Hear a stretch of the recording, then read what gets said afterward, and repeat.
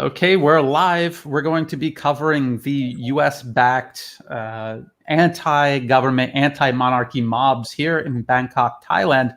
I'm actually in Thailand. Joining me is Angelo Giuliano from Europe. He just got back to Europe from Venezuela, where another US-backed regime change operation is underway. Hello, Angelo. How are you?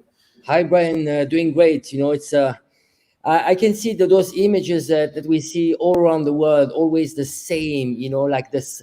It's not even original. It's like the same signs. The same slogans. It's just copy and paste. And I was thinking this. They have one thing in common. You know what they're calling for? They're calling for freedom. It's just ridiculous. It's just like people are going in the street and going, "Oh, we want freedom." And I've been to Thailand. I mean, many times over the last 20 years, and it's a free society. It's extremely free society. The same as it was in Hong Kong. I don't know, just calling those slogans, but there's no substance. It's just a zombie talk. Yes, and well, look at what we got here, Angela. How many people would you say that is? Would you say that is thousands of people? Would you say, or hundreds, a couple of hundred people? Oh, you know what? They managed to get a bit more people. You know how they do that? Because they have food stands. It looks like night market stuff. I mean, those gathering in Bangkok, you have hundreds of them, and actually, especially on Sundays. I'm very familiar with Bangkok on Sundays. So the thing is that you see here what they do. They put some food stands, and you have maybe you even have bystanders. Not necessarily protesters, just bystanders. They see the crowd and they gather with the crowd. Yes, and I would say I gotta try to get this out to people happening in Thailand, and this one right here. I would say that's a couple of hundred people, which it might peak at about 1,000, maybe 3,000 maximum. And what people have to remember is Bangkok is a city of something like 12 to 14 million people. That's how many people are in the city and surrounding areas that could potentially join this if they really felt passionate about this. This area is near MBK. I don't know if you're familiar with MBK, Angelo, but in 2014, when mobs came out to protest the US-backed regime of Yingluck Chinawat and her brother Thaksin Chinawat, this is what MBK looked like. This is the kind of crowd that came out. This was tens of thousands of people at this intersection, and this happened on a day where there were crowds this big at every major intersection throughout the city. We're talking over 1 million people coming out. This is what a real protest looks like versus this, which is just a couple hundred people. It's the exact same people showing up over and over again. We're starting to identify some of them, like we're recognizing their faces because it's literally the same people. But we actually have live. And as you can see, they're in empty. This is a journalist trying to find the mob in the street. And what they're finding instead are these roadblocks put up by just a handful of thugs, these thugs on motorcycles that have been shooting at police, killing bystanders. The only people who are dying so far have been, I believe, one bystander shot by one of these protesters. One police officer shot in the head in critical condition. One police officer with half their face blown off by the protesters in critical condition. No protester, to my knowledge, has died yet. And there have been attacks where protesters have fought protesters because these thugs on these motorcycles are from these school gangs who used to fight and kill each other long before the protests ever started. So this is important context to understand with these Thai protests that the Western media will never tell you. And it's not because the Western media doesn't know this. The Western media has covered this gang violence in the past. It's a violent subculture that everyone familiar with Thailand knows about, and the Western media has covered it. But they're covering it up because they don't want you to know that this protest recruited those thugs specifically. This is Prawit from Khao English, owned by the US-backed billionaire opposition leader Thanathorn Juangruangruangkit. And if you look at the photos, this is one. Hold on a second. This is one of the leaders of the violent, so-called protest guards, and all of these so-called guards are just thugs from these school gangs, and they were killing each other at the protests, not between the police and the protesters versus the protesters. So let's go back to the live. And so now this journalist is walking back. This is from Post Today. They're walking back toward the area where the protesters gathered. And like I said, in 2014, this whole area would be full of people because tens of thousands of people would come to those protests against the US-backed client regime. These protesters trying to get the US-backed client regime back into power, you can see nobody is filling up this space. This is empty space. Angela, anything you want to jump in and say? We're getting close to the... You could even see up here, if the protest was of any size, this area up here, this pedestrian walk would be packed with people. There's hardly anyone up there. Yeah, I'm very familiar with the area. It's usually packed. This is an area, especially on Sunday, it's packed. I just want to add something. This is the stage, the way I feel it, it's the stage where they want to incite violence and they want a reaction from the police. Once they have a reaction from the police, they can use this content to demonize the police. So the thing is that you see the cameras. I remember in Hong Kong, the cameras were looking always at the police. So you wouldn't see the cocktail Molotov, the firebombs being thrown at the police. You would see the reaction of the police. So this is the stage where we're at. And what they need is just, stories of martyrs. So they are going to pick up, it's going to be like 95% of violence coming from the protest. And then they need that violence, this reaction from the police. And you know how it is easy when you film something and it's out of the context. If you see a police beating up a protester is one thing. If you see only that, you don't get the full image. You don't see that the protesters have been throwing like firebombs. Angelo's signal froze up. Yeah. Well, I'll just continue his thought because maybe I'll have to ask Angelo to rejoin. Okay, Can you hear me? Okay, you're back. You're back. Yeah. Okay, so Angelo, you were saying that they only getting the police reaction to the violence of the protesters, making sure never to show what the protesters are actually doing. But we have seen these protesters in Bangkok with handguns, petrol bombs, bricks, slingshots, but slingshots with ball bearings and glass marbles. This is the equivalent of a rubber bullet. This could do as much damage as a rubber bullet.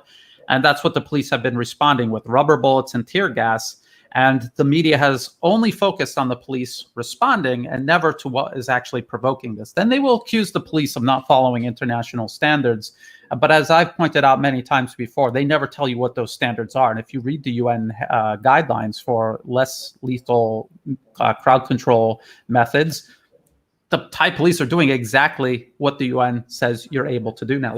Look how thin this crowd is. Again, I just want to point out, and you see how many people in the media are there. It's almost like half is actually just media. It's really embarrassing. Now, I want to give a little background to these protests today.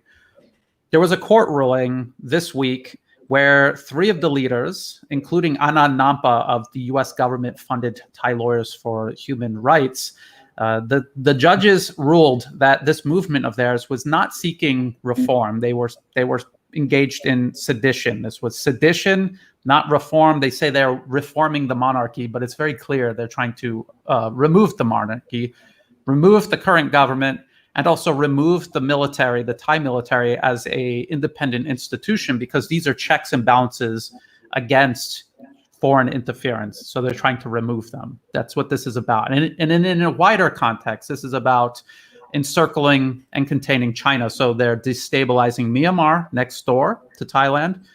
Thailand itself, who right now has a very close relationship with China in terms of trade, tourism, infrastructure, high-speed rail line being built in Thailand right now with China that will link to Kunming in China. And also Thailand is buying a lot of military hardware from China. So the U.S. seeks to reverse this, and they're going to do that by ousting the current government and all of the institutions, stopping a U.S. client regime from getting into power, and then they will put them in. If we pay attention closely, you might even see anti-Chinese signs here at the protest. One more thing, and then we'll go back over to you, Angelo. If you see 112, they're talking about Article 112. This is a criminal defamation law in Thailand, and it protects the head of state, the king of Thailand, and his family. But it's in regards to criminal defamation. So if you defame anyone in Thailand, there are criminal defamation laws, very, very strict ones too, no matter who you're talking about. And this is just the one specifically for the head of state. Yes, the consequences are more severe, but even if I talked about just anyone else in Thailand and defamed them, I would be in serious trouble. I'd have to go to court, and I could get in big trouble for that. So they're trying to remove criminal defamation laws from the books so that they can just criminally defame the monarchy. That's what this 112 is all about. In case there's a guy with an American bandana, not an uncommon sight at these US-backed protests. Angelo? Yeah, you see the strategy here. They're attacking two institutions. One is the institution of the monarchy, which is a unifying entity in Thailand. It's a correct me if I'm wrong. It's a 700 years, right, of monarchy. Yes. Yes. So it's a unifying force in Thailand that has protected Thailand for the last 700 years against imperialist colonialists, because Thailand was never colonized. That's because of a very strong monarchy. So they're attacking the monarchy, and they're backed by the National Endowment for Democracy, which is a rebranded name for the CIA. And now you have the other entity, which is the Constitution. The Constitution is the core of a country. It's the rule of the law. So you have this entity, which is an NGO, which is financed by the NED, by the US, which wants to rewrite the Constitution of Thailand. So yeah, right there, just in case people don't believe, yeah, ILAW is funded by the NED, the U.S. government through NED.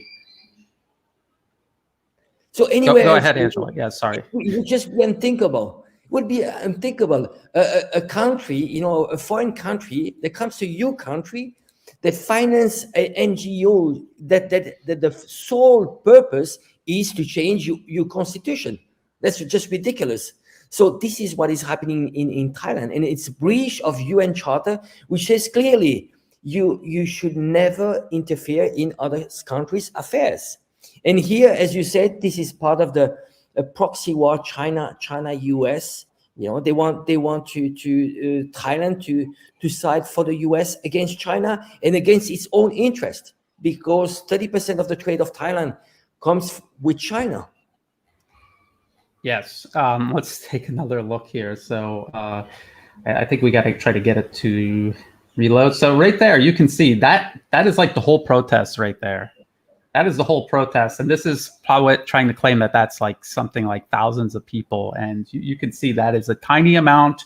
And he's very careful about keeping the camera like right at the edge, so you don't pass over the edge and see that, oh, that's it. That's all that showed up today. This was a protest that they had advertised for a couple of days now, and they said this was going to be the big one to show all of Thailand, that everyone is serious about, reforming, also known as removing the monarchy, and nobody's showing up to this. No one's showing up to this, but you will see the Western media tomorrow say this was a huge protest and how the protest is unstoppable and just continues. It's literally this right there. You could see at the top, that's where it begins, and this is where it ends. That's a couple hundred people, it's probably not even 1,000 people, in a city of over 10 million people. This is all that showed up. So it goes to show you a pro-democracy movement claiming to represent the Thai people. No one is joining this protest. When the political parties hiding behind these protests go to local elections, they lose. In 2019, the general election, they lost. So where do they legitimize these protests? They say, look at Twitter. We have these Twitter hashtags trending because we're so popular. And really, it's just because Twitter hashtags are very easy to manipulate and get trending. there's companies that do it all the time as part of marketing. And that's all they're doing is using marketing tricks to make their protests look many times larger than it really is. And it has worked because it's panicked a lot of people in Thailand. They're very worried and they ask, do they even have a chance of winning? They're worried about it. And this has been going on for over a year. And it's just a large amount of money getting dumped into this. Yeah, I think Brian, it's so important to remind people this is that this is the part of the what we call the Milk Alliance. It's an encirclement of China. So basically, it's about what you and I we call it the Asian Spring. It's the same as the Arab Spring, but it shifted towards Asia. And you see those protests, the same as it happened in Hong Kong on a smaller scale, but you see that in Thailand, and you see what happened in Myanmar. Myanmar fell into a civil war, but it was the same movement. They even have the same slogans, the same actually signs, the three-finger signs. I don't know, just like this. Just ridiculous. And if you see, they have one thing in common: it's a hate of China, and that's ridiculous. If you really look, especially imagine a country. Those countries, Southeast Asia that have border with China, most of the people they are descended somehow from the Chinese. They have maybe 5%, 10% of Chinese blood. In Thailand, it's even more. It's massive, the influence. There's a strong minority, Chinese minority, but Thai people are mixed. They've been trading with China for thousands of years. It's just ridiculous that Asians, white people, they managed to get some Asian people to be racist against the Asian people. Yes, exactly. And I like to say that the imperialistic project is a racist project. It's a white project, white man's project against the poor people. So you have actually, they managed to divide and conquer, getting Asians to go against Asians, which is ridiculous. When I want to tell Thai people, look at yourself in the mirror. You are Asian, your distant friend that you idealize through Hollywood is not your friend. He's pouring in money all in the region, in the whole region. It's part of the war against China. And it's not doing any good to your country. Your country depends on China, on trade. 30% of trade. And there's the Belt and Road Initiative. There's lots of cooperation, mutually beneficial between Thailand and China. It's like cutting your own veins when you go against that. And like I said, if this journalist could even find any protesters, this was supposed to be a major rally. And just so people know, I've been to this area many times over the years, and on a normal day, this place would be packed with just shoppers, and there's less people there now. And all of these places are opened up tentatively because of the COVID restrictions, but they are opening up again. And I suspect that there's no one here on a Sunday because of the protests. So there's actually fewer people there than normal because of the protest. And the protest itself is so small that it does not even equal the normal amount of people that would usually be walking through this area. This place that they're walking through right now would be full of people going shopping. So not only is this unpopular mob embarrassing itself by saying they're going to organize this huge protest, and the journalists now, we've watched them for like 15 minutes trying to find where the protesters are. Not only are they embarrassing themselves, but they're disrupting business in one of the core shopping areas of Bangkok. So this does not sound like pro-democracy, pro-people to me. This sounds like a movement that is trying to use its tiny numbers to cause the maximum amount of damage to the country. And I just wanted to say some other things about what you were saying, Angelo, about the working with China.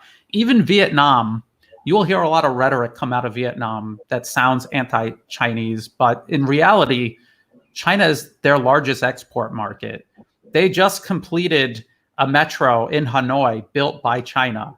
They just finished a high-speed rail link tunnel that will connect the border of Vietnam with China's high-speed rail. And earlier this year, China gave Vietnam access to their China-Europe freight train line so that Vietnam can send products to Europe through China and Eurasia to European markets by train. So this is a huge amount of cooperation that will definitely survive this anti-China campaign the U.S. is sponsoring, and that I think Vietnam kind of cynically takes advantage of, mainly because they have to, because if they don't, the U.S. will cut them off from their markets, and the U.S. is the second largest export market for Vietnam. So you got to look at what's happening on the ground versus what you see in the media. If you looked in the media, they would say this is a huge protest and the Thai people are rising up against the military and monarchy and current government. As you can see, there's nobody there. This protest will be lucky if it peaks at 3,000 people this evening. Yeah, Brian, you just mentioned Vietnam. Well, keep in mind that Vietnam for many years was under US sanctions. So what Vietnam did was they had to make some concessions. Those concessions are to just to please what we call the Washington Consensus, which is the IMF, the World Bank. So basically, you have to open up your economy, but at the same time, you have to open up your democracy, meaning that you start to have those NGOs funding, meddling inside your country. So they had to do this compromise. And so this is why now they're struggling with some entities, like USAID, which is massively funding opposition. And you see those models that were replicated also in Myanmar. Myanmar was the same to an extent which was extreme. I mean, we're talking about tens of millions of dollars which have been poured in Myanmar for the last 30 years. So somehow Vietnam managed to keep somehow its sovereignty, while Myanmar completely lost its sovereignty. So here, what we are trying to do is just expose the foreign meddling. It's not about being pro-king or against the king. Here, it's more about saying, well, you know what? If you want to have a democracy for your country, the precondition for democracy is sovereignty. We repeat it over and over. If there is no sovereignty, there can be no democracy. That's the first step, because those countries, the whole region, was colonized for a long time.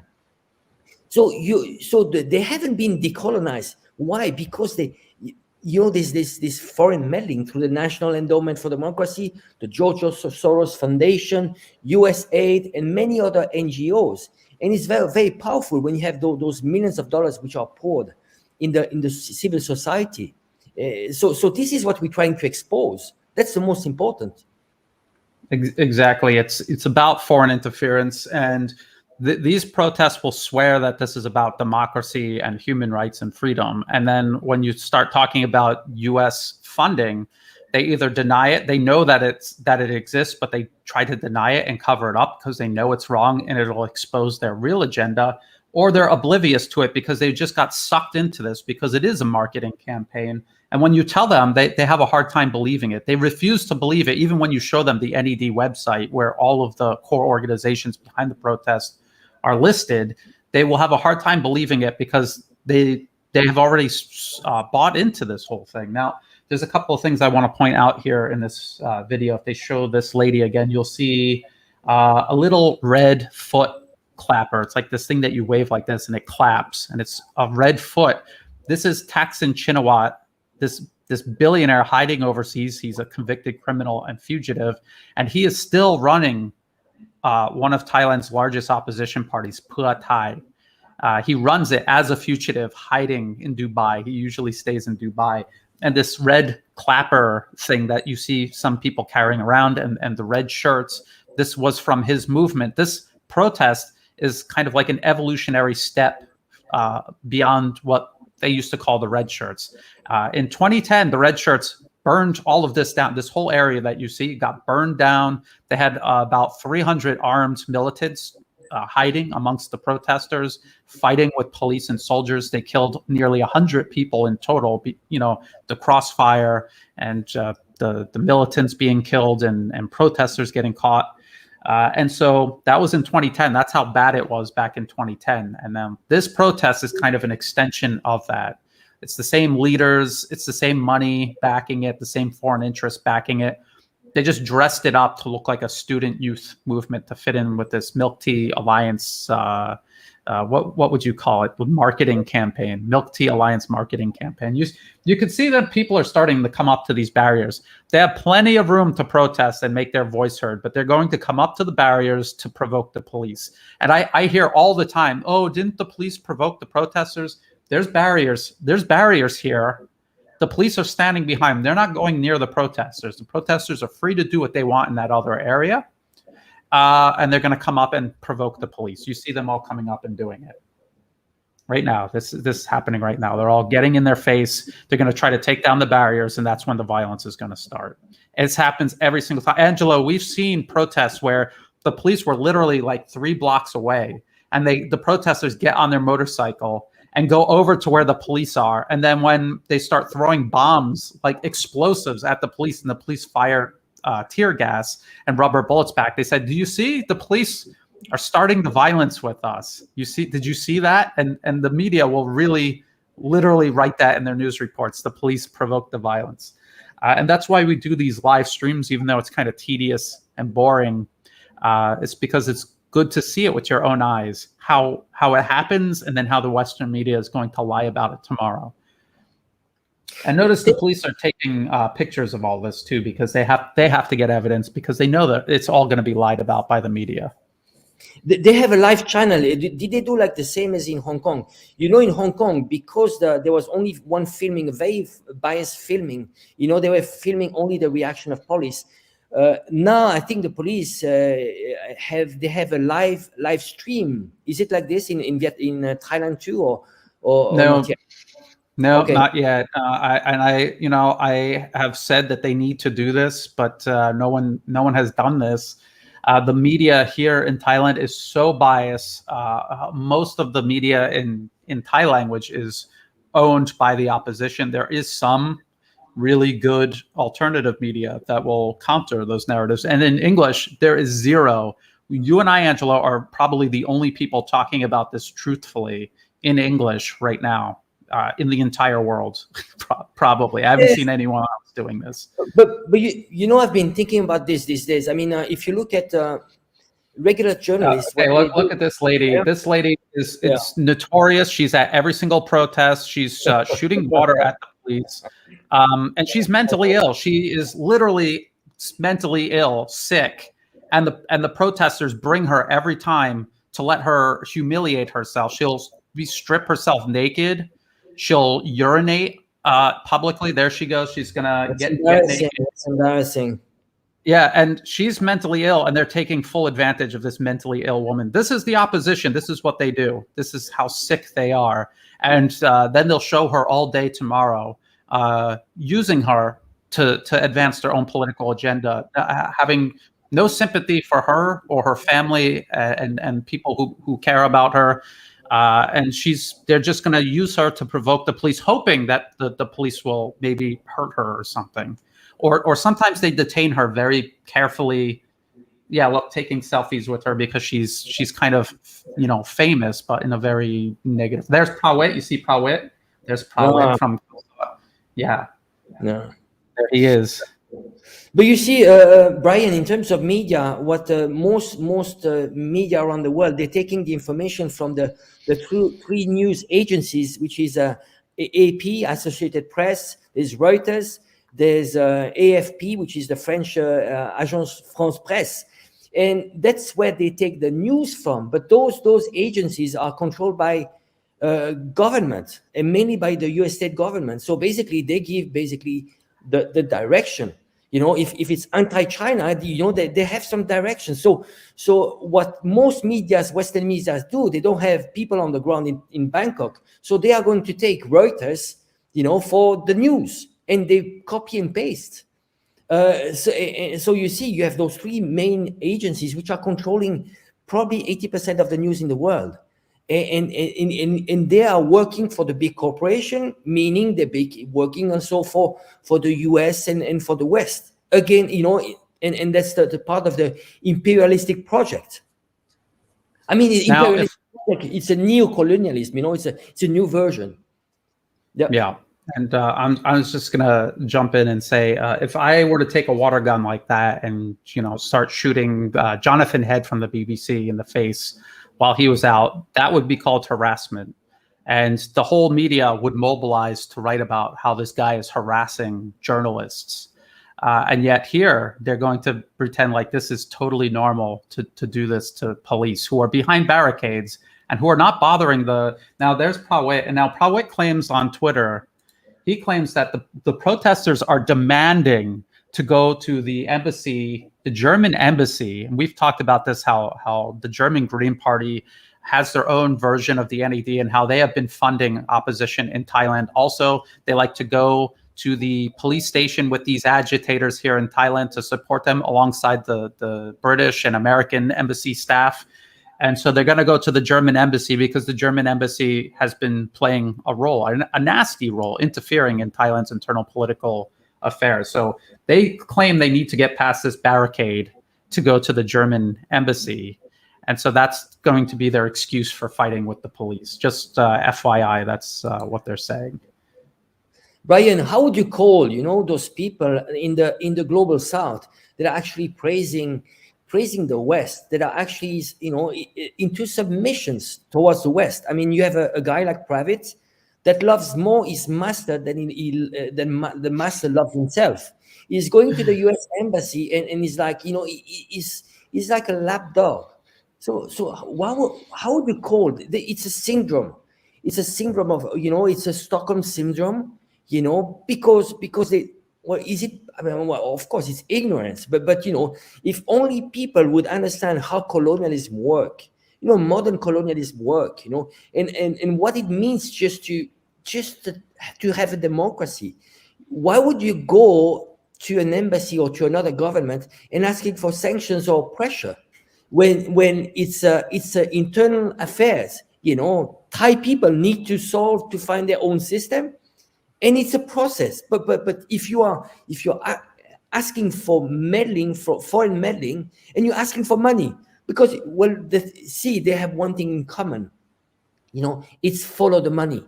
That's one thing that we look at all the time. It's like, who's funding them? Private is funded by US-backed billionaire. Then you start digging into those media and you see all the meddling, where the money comes from. And money, it gives the motivation. It's not about ideology here. Of course, they have affinity for the West, but I think it's important. Just they need to think in terms of sovereignty. Think for what is good for Thailand, not for the West. Because making disruption here, destroying Thailand's economy. If Thailand goes against China, it's going to destroy Thailand economy. How good is it doing to your country?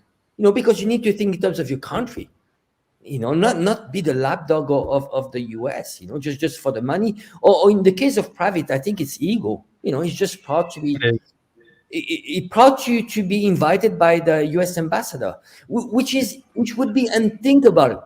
Imagine if you had the Chinese would invite BLM protesters to the embassy. Imagine the big scandal that it would be. Yeah. I mean, for Prawit, it really is a matter of ego, building up his ego. He's an incredibly insecure man. He has to try to prove himself that he is important, and he uses the most juvenile and superficial metrics to do that. He knows that the NED is involved because about 10 years ago he wrote an article defending PromptPay, this organization that I exposed taking money from the NED. This was back in 2011.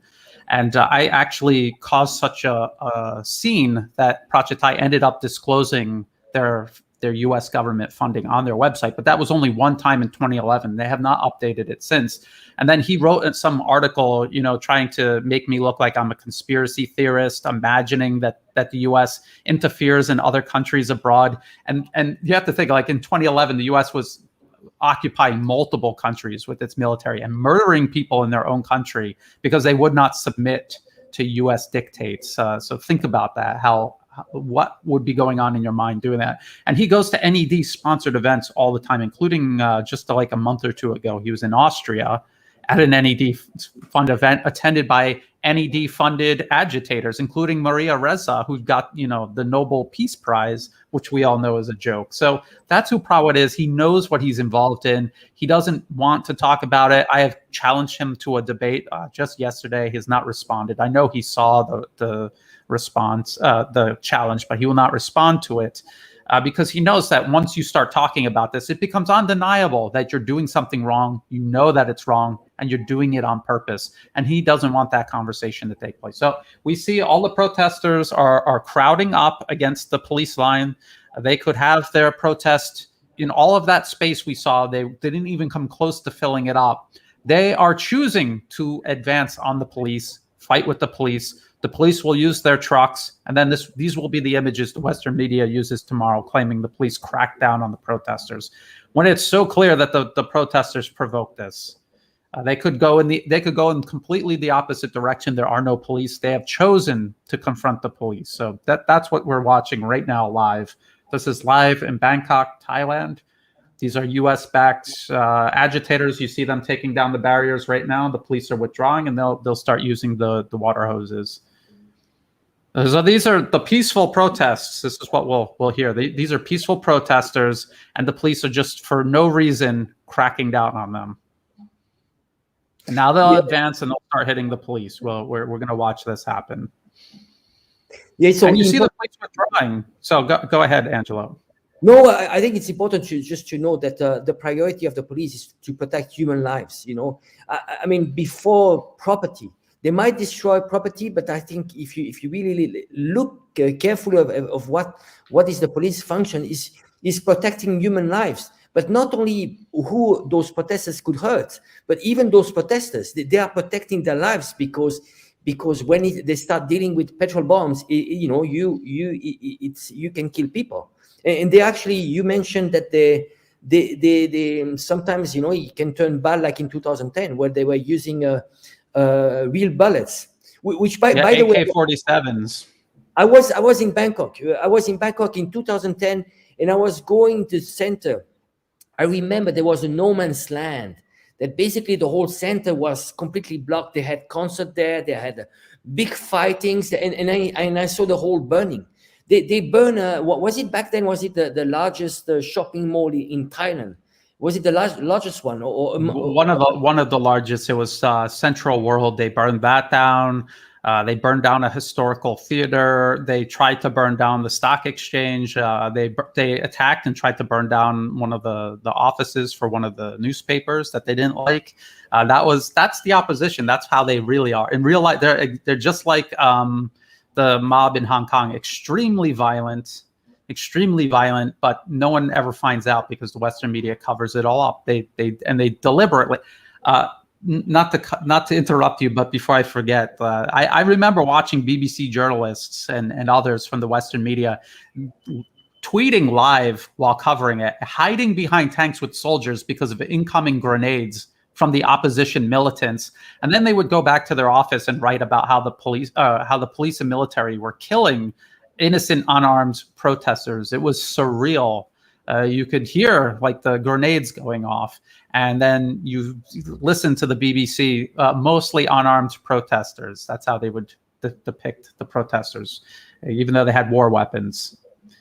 Crazy. Brian, can I mention one thing which is really important? There's something that I saw in Hong Kong over and over. You see how it works is that you have a line of journalists which are in front of the protesters, and actually they act as a shield protecting the protesters.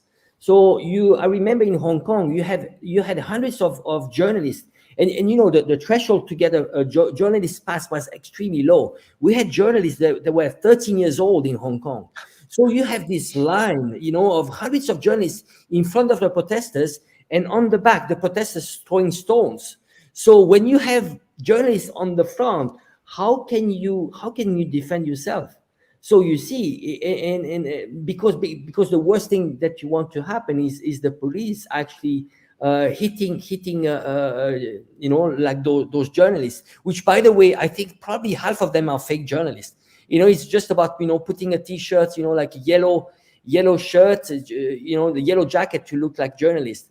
So you see, this is one of the strategies. So you see, they hit, and then there is a reaction of the police, you know, and it's just back and forth. It's just a provocation, provoke the police, and what they're looking for is content. Remember, this is a war of media, of images, you know, so they need content to show that the police, oh, you see, the police beat a protester, but they won't show the protester throwing the petrol bomb. Yeah, just you were just saying about how the journalists kind of make themselves into human shields. And that we have seen that in Thailand many times. Prawit himself, the police will ask him very politely, you know, can you please move aside? The protesters are, you know, obviously extreme. They're like trying to light firefighters on fire while they try to put out a fire that the mob has lit. And they say, you need to move out of this area because it's extremely dangerous. And Prawit will brag about how he's not going to do that, how he knows a way to get around and get back into the line of fire. And then if he were to get hit by a rubber bullet, the first thing he would do is blame the police rather than himself for ignoring the police, telling him to get out of the area where this was all happening. And if you read the UN guidelines, are supposed to do, they're supposed to warn you and do everything within their power to prevent you from doing that. Now here are cars. I don't know if these are just ordinary people that are trying to move through the streets, and the protesters block them because that's a thing that's been happening. And pedestrians have been getting angry with these protesters blocking their way, especially because there's not even enough of them to justify blocking the road. They spread out so that they can block the road. But yes, Angelo, absolutely. The press, some of them do deliberately use themselves as human shields to create a scene. Prachatai did that. U.S. government-funded Prachatai did that. But you see, they're on the front here. They're not following the protesters. They are on the front. So they are kind of leading the protesters. You see, it's one thing to following the protesters, but if you are on the front, you are in front of the police, you're not even covering the events. You're just on the front, just being a human shield. You see, they're pushing. They're the one pushing the police. Yes, exactly. Because they know what it'll look like if the police touch a journalist. Exactly. And you see, they're backing. Yeah. Because they don't want to create a confrontation. They're avoiding. Yes. And Angelo, we've done a couple of these live streams during the protests, and you can see the protesters pushing them back. And now somebody just got some rubber bullets. Yeah, they're getting the rubber bullets because we just watched them walking back, and the protesters were moving forward. So what do you want? What do you want them to do? You want them to just get beat up and possibly killed by these protesters who have already seriously, critically wounded two police. Yeah, look at the journalists making sure. Look at where their cameras are pointed, all at the police. None of the cameras pointed at the protesters and what provocations they're carrying out.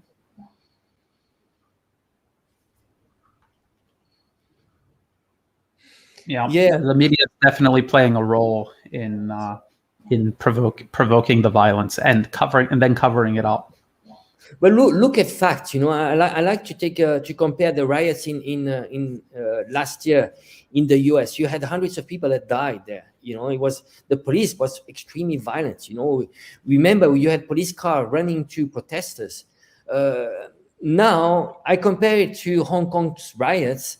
We are talking about in Hong Kong, from morning till evening for 12 months, extremely intense violence. And you know what? There was not a single death. The only person that died was killed by protesters. So you see, but the thing is that when you look at the media, it was, you know, violent police in Hong Kong, which is just absurd. Completely absurd. You know, the police was not violent. They were, you know, maximum they were protecting themselves.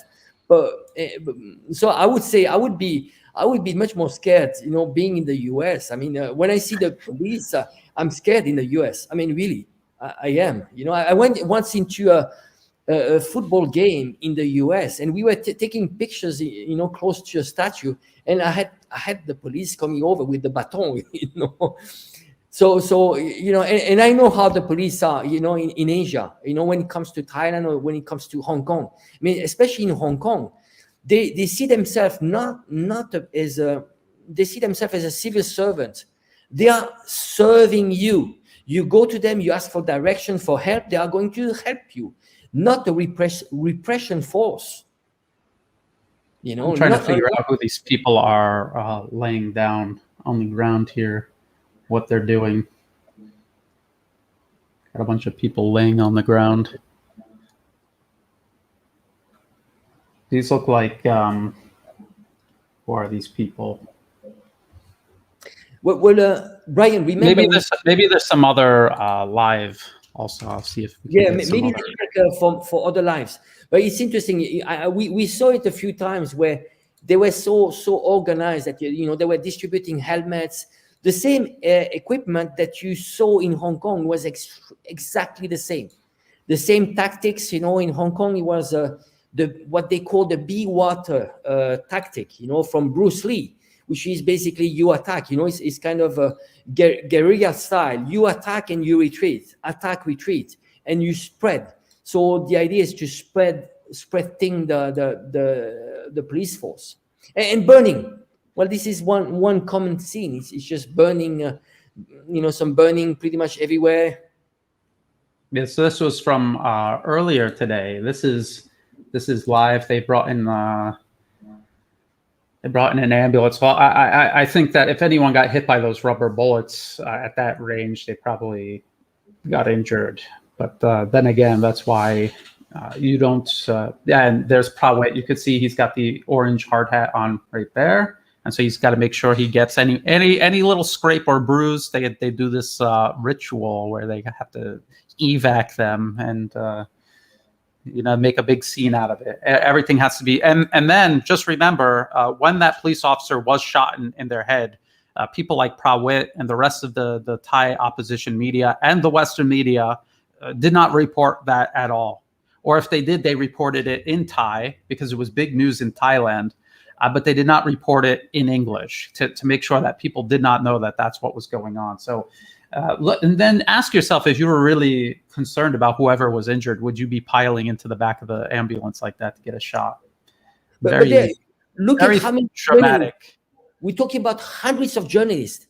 There are more journalists than protesters here. If you look at behind the ambulance, it's massive. The amount of journalists you have there.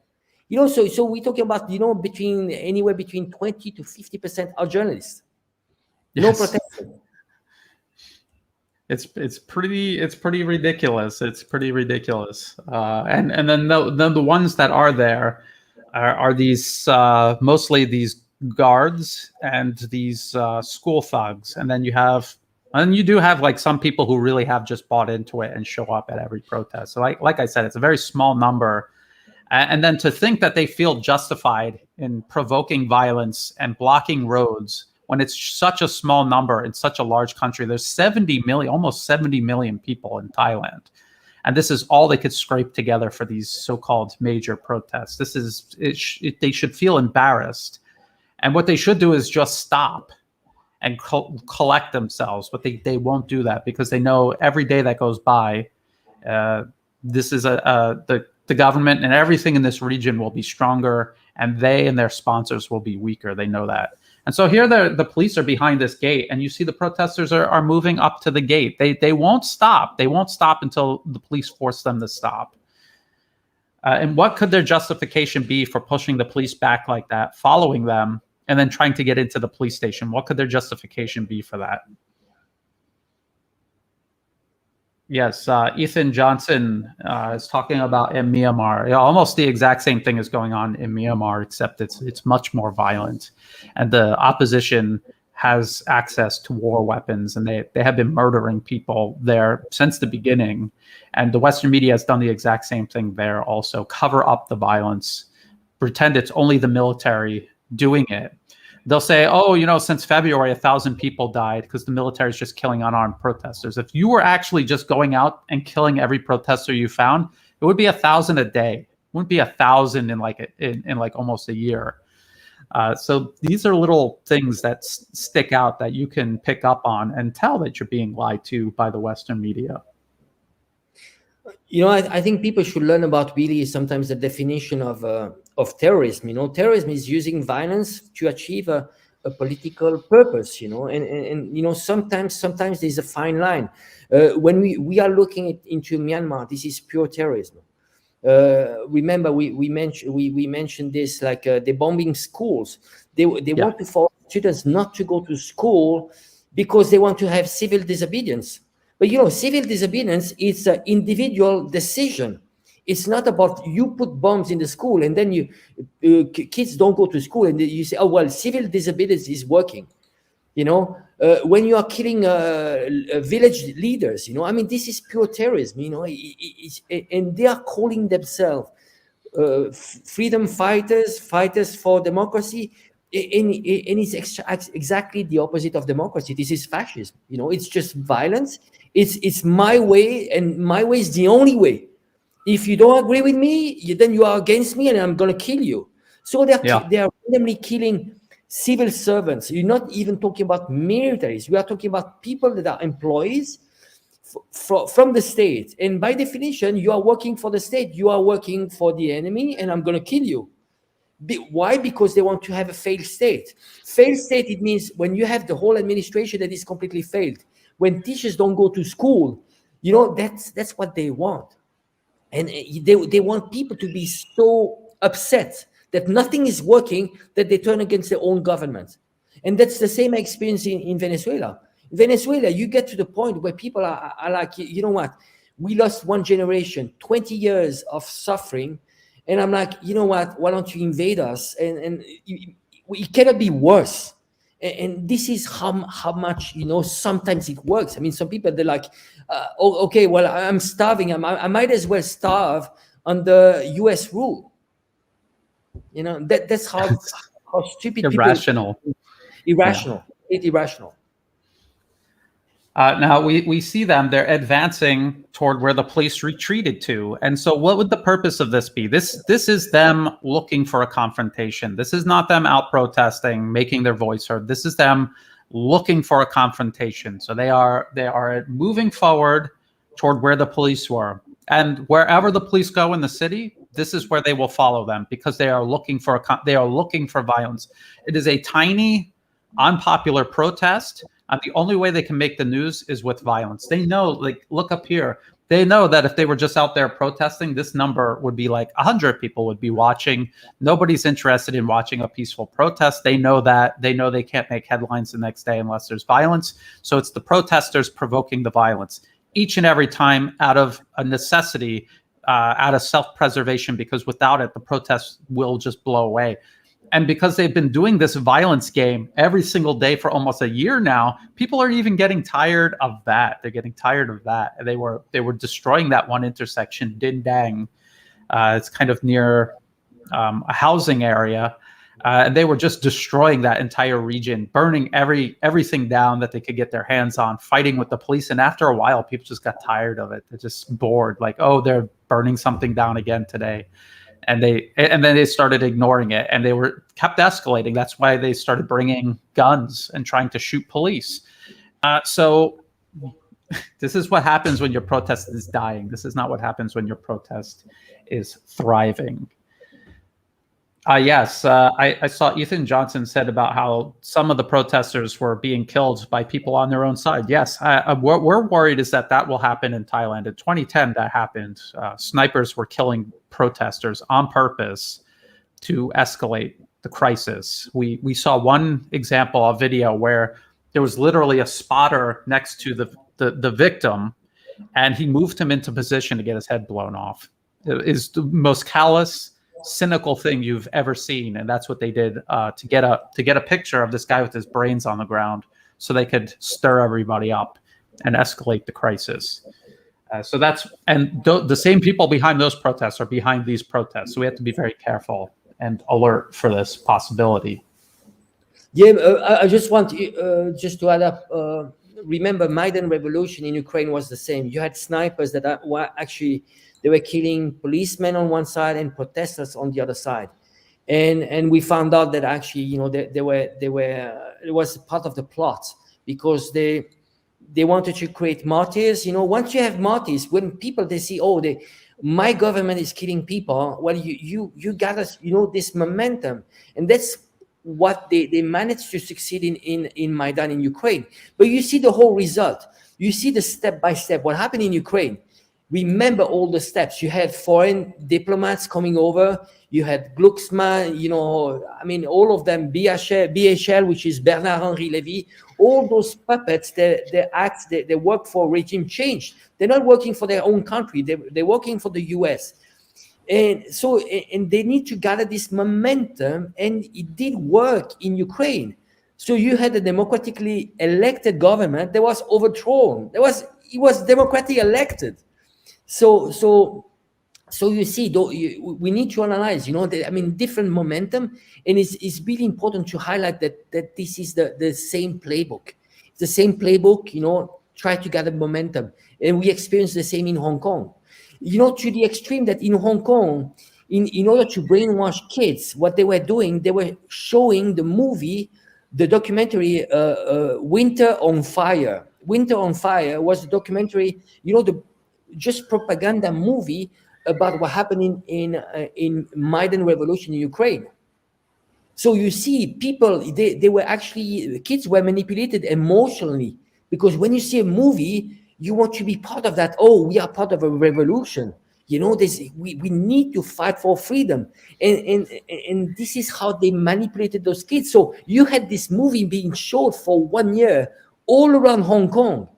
And kids, you tell them, you manipulate them at the emotional level, well, they go into the streets. They don't need to understand much, but if they were to understand that who is behind, and here, I just want to add up. I mean, maybe you can comment a bit more that those movements, sometimes they call themselves leftist movements, socialist movement, even communist movement. It is not. This is the mistake that leftists and anti-imperialists, they need to understand that, opposition, I mean, you and I, Brian, it's anti-imperialism, and it's really to tell people, don't be misled. It's not because it's a kingdom. There's a king in Thailand, and on the other side they call themselves socialists. They are not. We've seen it in Nicaragua. The fake leftists financed by the US. They call themselves like communists, but in reality, they were fake leftists. So we need to be careful.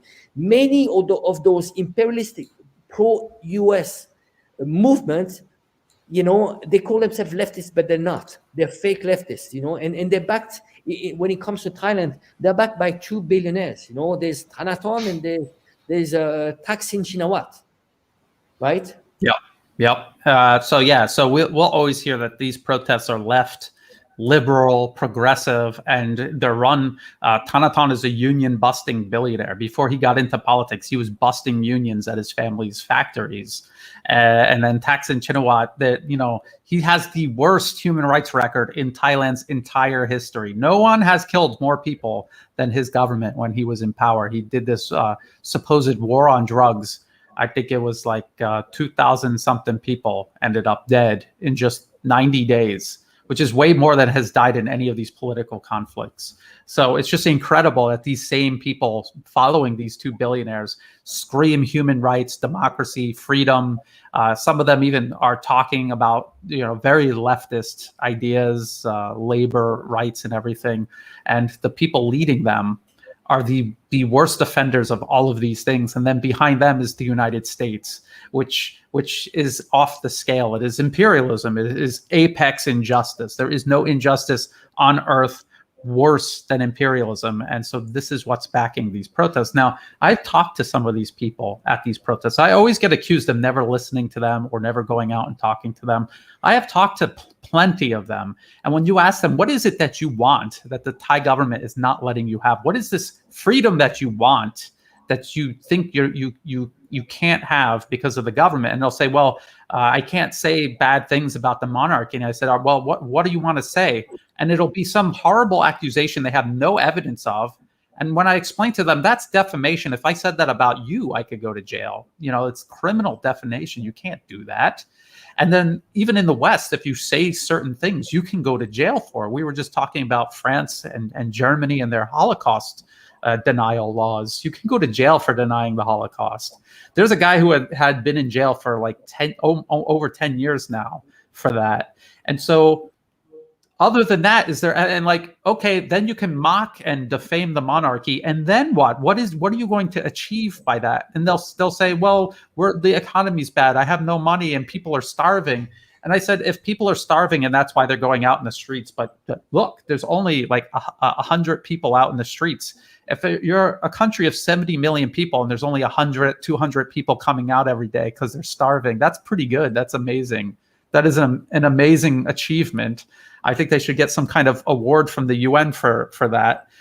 And anyway, look at these people. Do they look like they're starving? No. They often, I think, Angela, we did a live for a car mob. So they all have cars. They have their own cars, and they're out there driving. That's their protest. And so they can fill up the tank with gas, but they cannot buy a bowl of rice. Their argument makes no sense. And then once you ask them these questions, they get very frustrated, and they'll either disappear or they'll get angry and violent with you. And it's because they've bought into a completely irrational movement that makes no sense when you actually think about it. And it really is just about getting a foreign-backed political party into power to destroy the country. And there's no way you can rationalize that. There's no way you could rationalize that. So that's why they have this irrational myth that they think they're out there in the streets for. Well, think about it. I mean, rationally, they are out in the streets because they want to amend this law 112, which is anti-defamation of the monarchy. I mean, is it you want the right to bash on your own king? 700 years criminal defamation too, not even constructive criticism, just defamation, just complete defamation. It is just ridiculous. I mean, think about it. What regular people are asking in general, are tangible results. People want, access to education, health. I mean, which the government is providing. I know in Thailand, the prices of medications are the lowest in the world. That's, yes. So and there are lots of social achievements that come actually from initiative from the king. So we shouldn't see the king as the old image that French, that you can see in the French Revolution here. So this right of defamation is just ridiculous. I mean, so it shows clearly that people are manipulated. And you see. I mean, sometimes I look at the U.S. The freedom of speech. Well, you see, we've seen protests for months, destruction and so on. What did they achieve? It was against racism. What did they achieve? There's still millions of people that are in prison. The police is still as strong as it used to be. The whole system hasn't changed. It's actually gotten worse, I think. No, but it's not because you give the freedom for people to protest and to say whatever they want. I mean, sometimes it goes to really the extreme. I mean, there's a minimum of respect. When you have laws in the U.S. that actually the U.S. and Ukraine are the two only countries in the world that actually can still, that protect actually freedom of speech when it comes to glorifying Nazis. Well, you know what?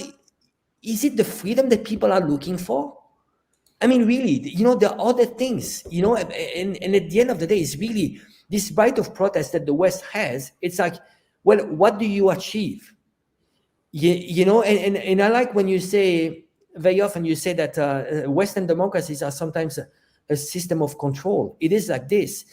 Because I voted, you gave me the right to vote, but you actually, it's a completely rigged system, then you can do whatever you want. I can protest and so on, but you know what? You promised something, you didn't deliver, but it doesn't matter, And for 4 years, the government I elected is going to do whatever they want. 4 years later, it's going to be exactly the same. Why? Because people that are in power are paid by the same. It doesn't matter which party you vote for. You need to look at who's funding.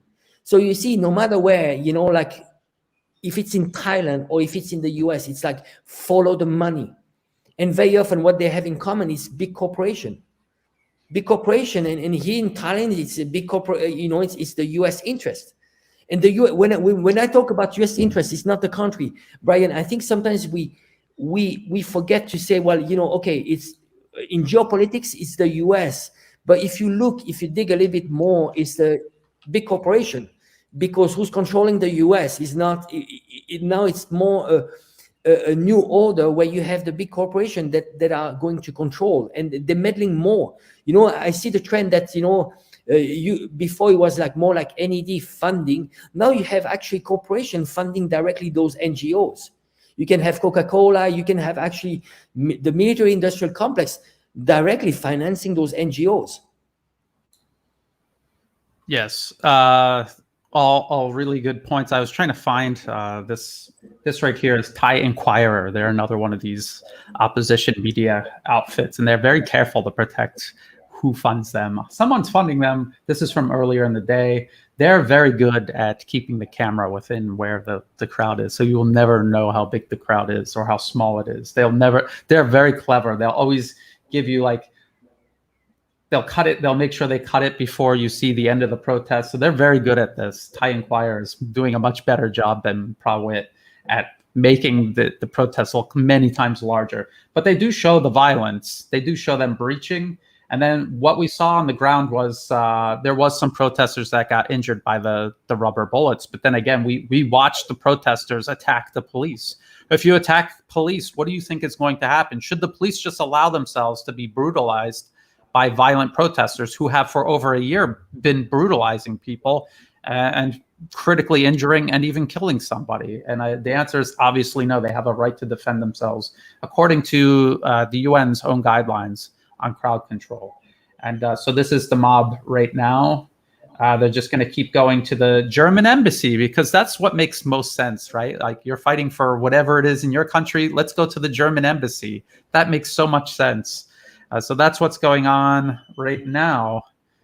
Let's go back to the live. They like to throw these flyers around and no one picks them up. So someone has to clean them up after the protest is over, because the protest never cleans up after themselves. So they do this. This is supposed to, you know, like when they take a picture and you see all the paper, it like makes everything look busier and more active. So this is all for tomorrow when the Western media writes their articles. Angela, you were saying about healthcare and the monarchy here in Thailand. The monarchy is different than Western monarchies because Western monarchies oversaw empires that subjugated other lands, many other lands, and humiliated and brutalized people in their own countries, stole their resources out from under them. The Thai monarchy did not do that. It was defending against Western monarchies and their empires. It did so for generations, and it does so even to this day. It is what unifies Thai people, and it is what has kept these protests from getting bigger and more violent like they have in Myanmar, because Myanmar doesn't have any sort of unifying institution the way Thailand does. So that's very important to point out. I was shocked the first time. Go ahead, Angelo. Well, Brian, I just shared something on Telegram with you. It's how the media, Western media, they actually portray protest. So when it's in Thailand, there are hundreds of protesters, and they want to make it looks like it's 1,000. It's a massive protest. And when it comes to India, remember in India they had a protest. The largest protest in human history. We are talking about 250 million protesters. And every time the pictures you would see would be like maybe 10 protesters, you know, while they didn't show you the amplitude of the crowd, you know. So here you have an article, 250 million workers, five people standing there. You know, if you want, and this is how they manipulate the information. You know, you can make it look big depending on the angle you use, or you can make it look small. So 250 million people's protest, and then you make a picture of 10 people.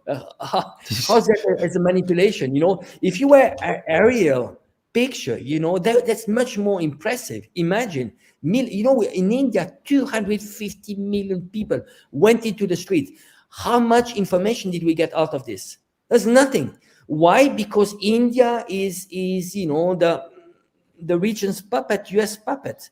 You know, Modi's government is going to the direction of the US. But imagine if India was siding with China.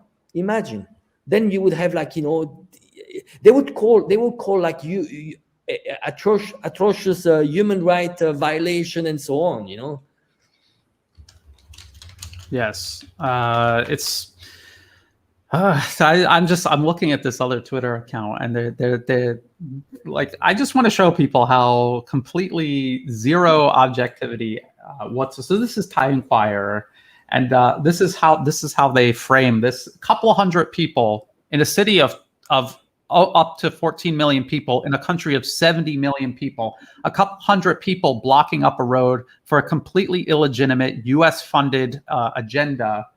They're going to say the march is well and truly underway. They want the world to know what the Thailand they are fighting for is one where everyone is equal. Apparently, a Thailand where a small violent mob funded by corrupt billionaires and backed by foreign interests can impose their unpopular agenda on tens of millions of people who never come out and support their protests. Apparently, that's the Thailand they're fighting for. So just utterly ridiculous. And Thai Inquirer is another one. It's just a group of cowards who refuse to engage their critics, refuse to debate. They also somehow, just magically, were able to get an interview with Thaksin Shinawatra. I wonder how they managed that. It's so weird. Like this small startup suddenly can get an interview with a billionaire like Thaksin Shinawatra while he's hiding in Dubai. Amazing. I don't think that they're connected at all. Well, you need to look at the background of Thaksin Shinawatra. I mean, before being in power in Thailand, he was a close friend to George Soros. He was working for Carlyle Group, which is a private equity fund. So what did he do actually? You're going from it's the revolving door. He was working for private equity fund. He went into power. The first thing he did was actually to privatize, state-owned enterprises. So he's going to privatize in favor of who? His friends. So and he called himself like red shirts, socialist movement. He's a billionaire that has been working always for himself. And when his daughter was in power, it's the same. He went to Dubai and he was actually controlling. He was de facto controlling Thailand, but for as a fugitive in Dubai. So you see, this is important to look at the background. You are a billionaire. You work for private equity fund. And factual. You go into power and you privatize state-owned enterprises. You are working for the Washington consensus and for the rich. You're not going to work for Thailand. And remember, those people, lots of politicians, they're not looking in terms of nations. They don't care. Those people. Overnight they can fly, they have their villa in Monaco. They are global. Thailand is only a tool to extract wealth for themselves at the expenses of Thai people. That's the project.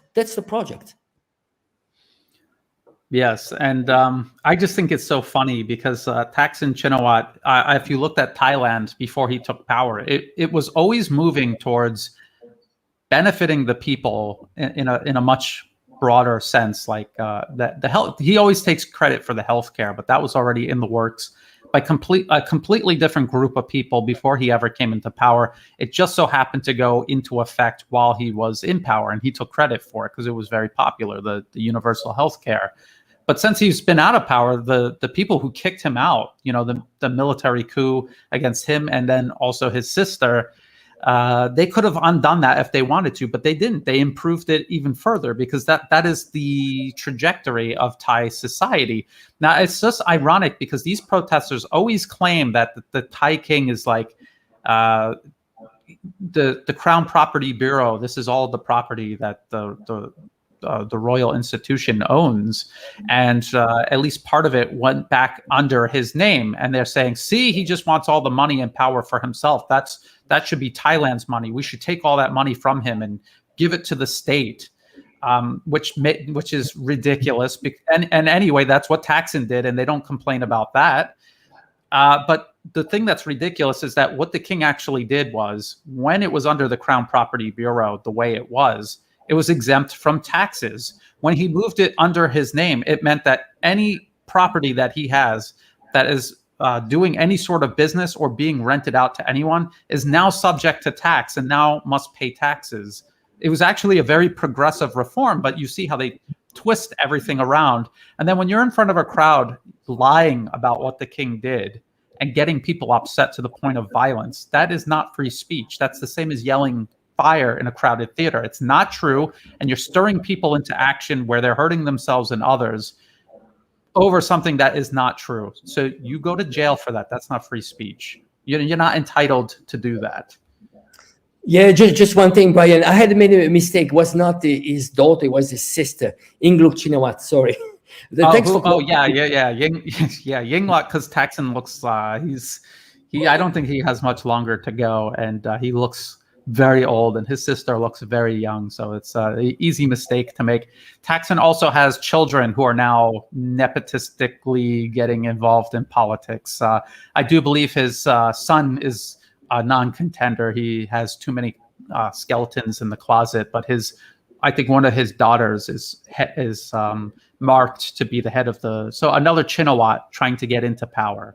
It's ridiculous. It's third world banana republic nepotism, and yet the West is going to portray Thaksin Chinawat and the opposition that gravitates around him, including Thanaton. They will portray them as progressive and pro-democratic, even though it's the very worst of third world corruption. And Thailand is not a third world country either, but this is definitely third world style corruption.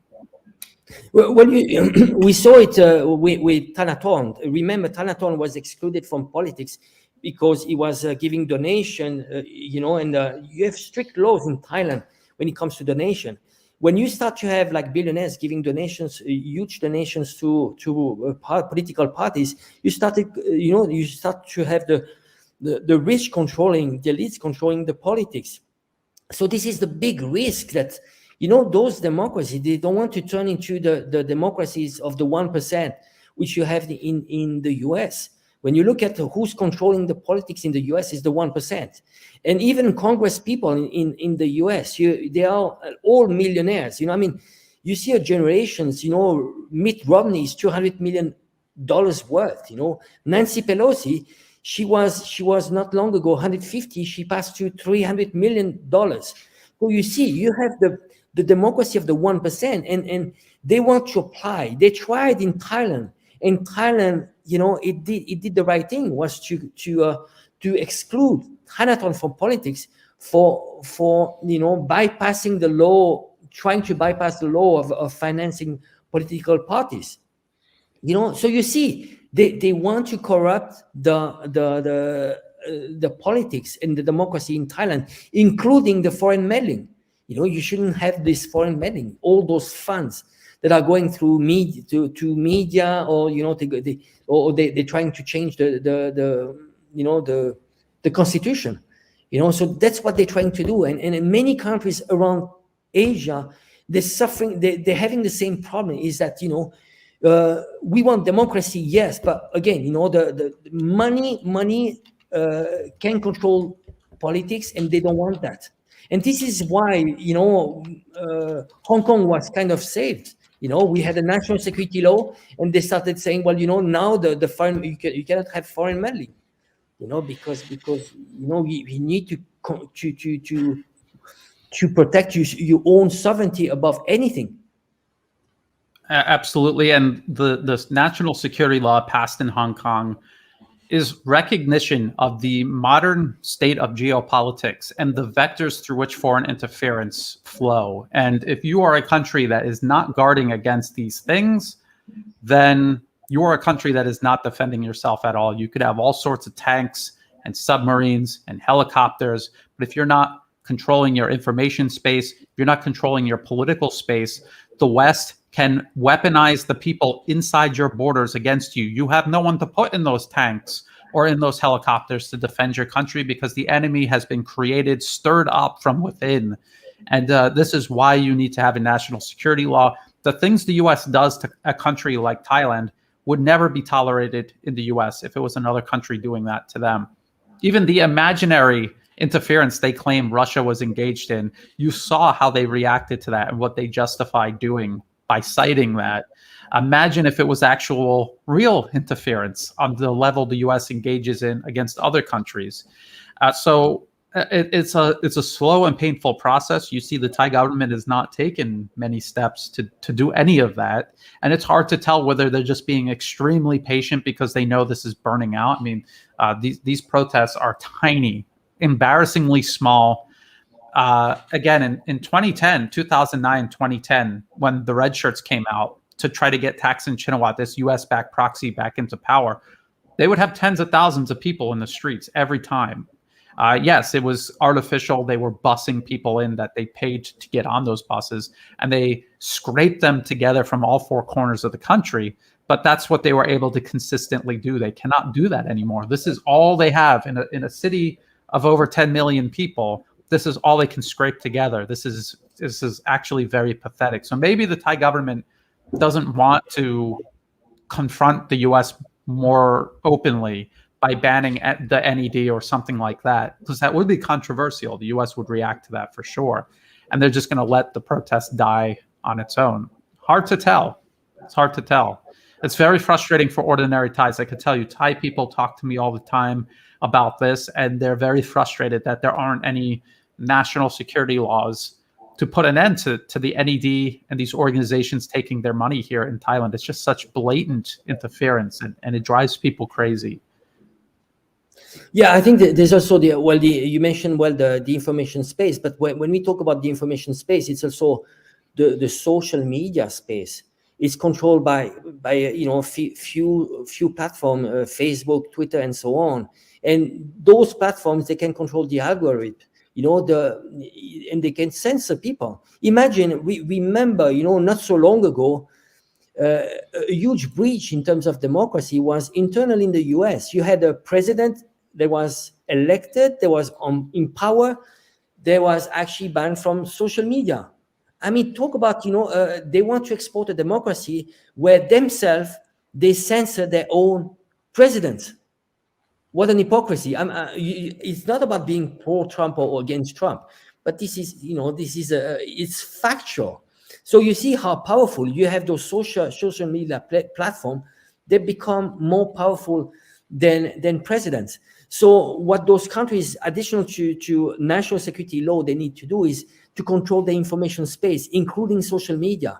So I think long term, countries need to have their own social media platforms that are controlled by government, or but not by foreign entities.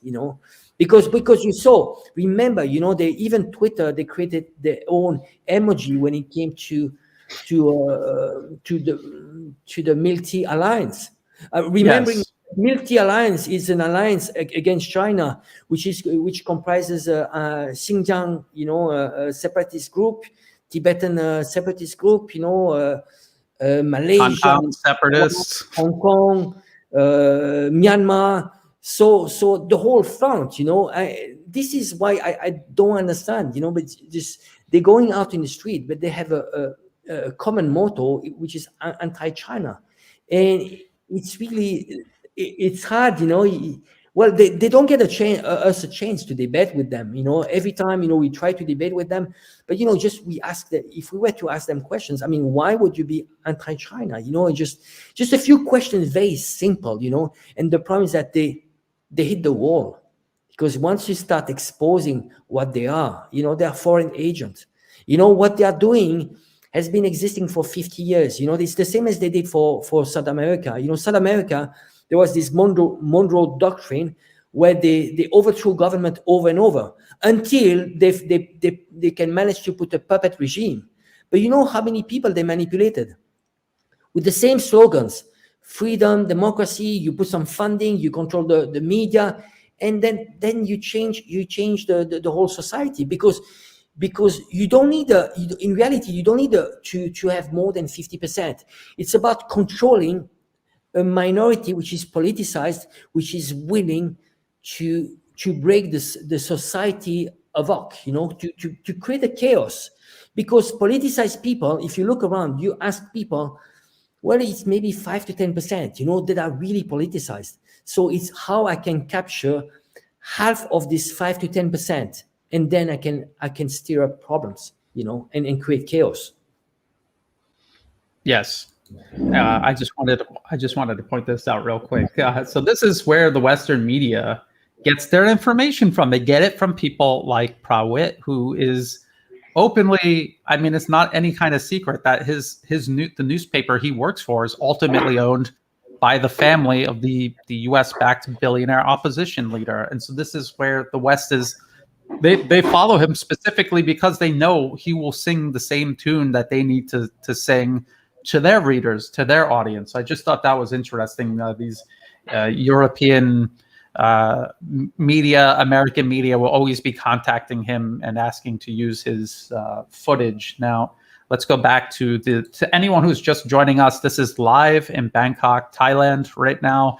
This is part of regional protests that the U.S. is organizing to put pressure on all of the governments in the region to cut their ties with China, to isolate China.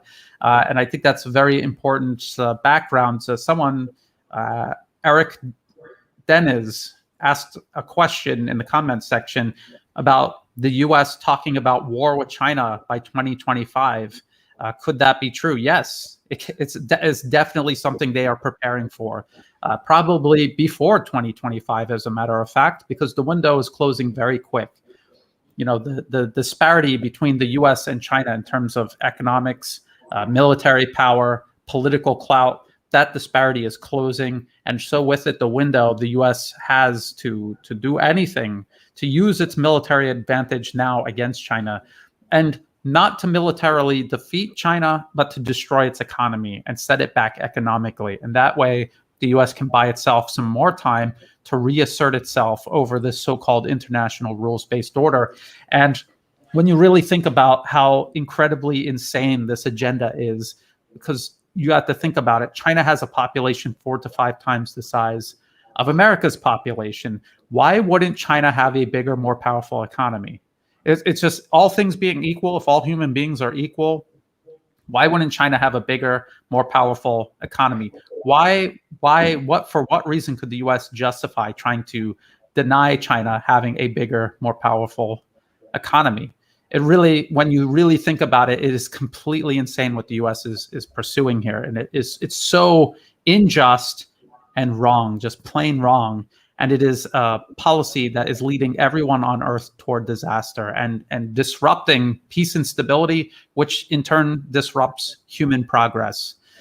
So keep that in mind when we're talking about U.S.-China rivalry, which this protest in Bangkok right now is definitely a part of. These protesters are aimed at a government and Thai institutions, the monarchy, the military, that have very close constructive relations with China on all levels.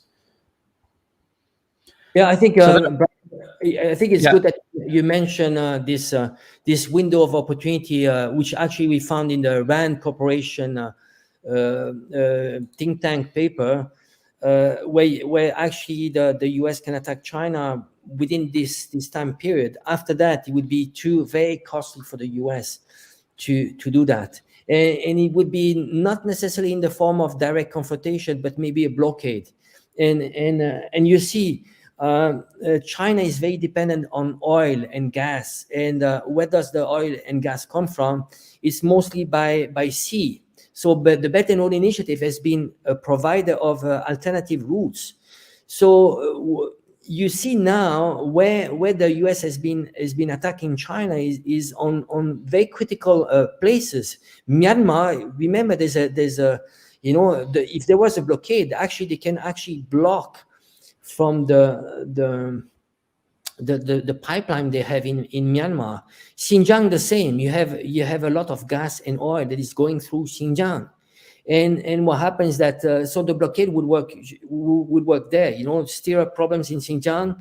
You have Myanmar would be easy, because they are offshore platform. They could block that, and the only way that the China could get the extra capacity would be through the land. So this is why they have the Belt and Road Initiative. And in the scenario, the extreme scenario, it would require like a increasing of supply from Kazakhstan and Russia. In addition to that, China has a strategic reserve, which is 100 days. So everything is calculated. Actually, the Chinese government has already done some planification, including rationing. They have a plan which is in place already now. If there was a blockade, they would start rationing, the same as they're doing in Venezuela. They would do that in China. So China they are ready for that. And they've prepared this lifetime of taking internal measure to go into a war economy. They prepared for that. So this looks like down near Siloam. So this is kind of like a couple of blocks away from where the protest started near MBK. So that was like the central shopping district. There's a lot of offices and also shopping and also embassies in this Siloam area.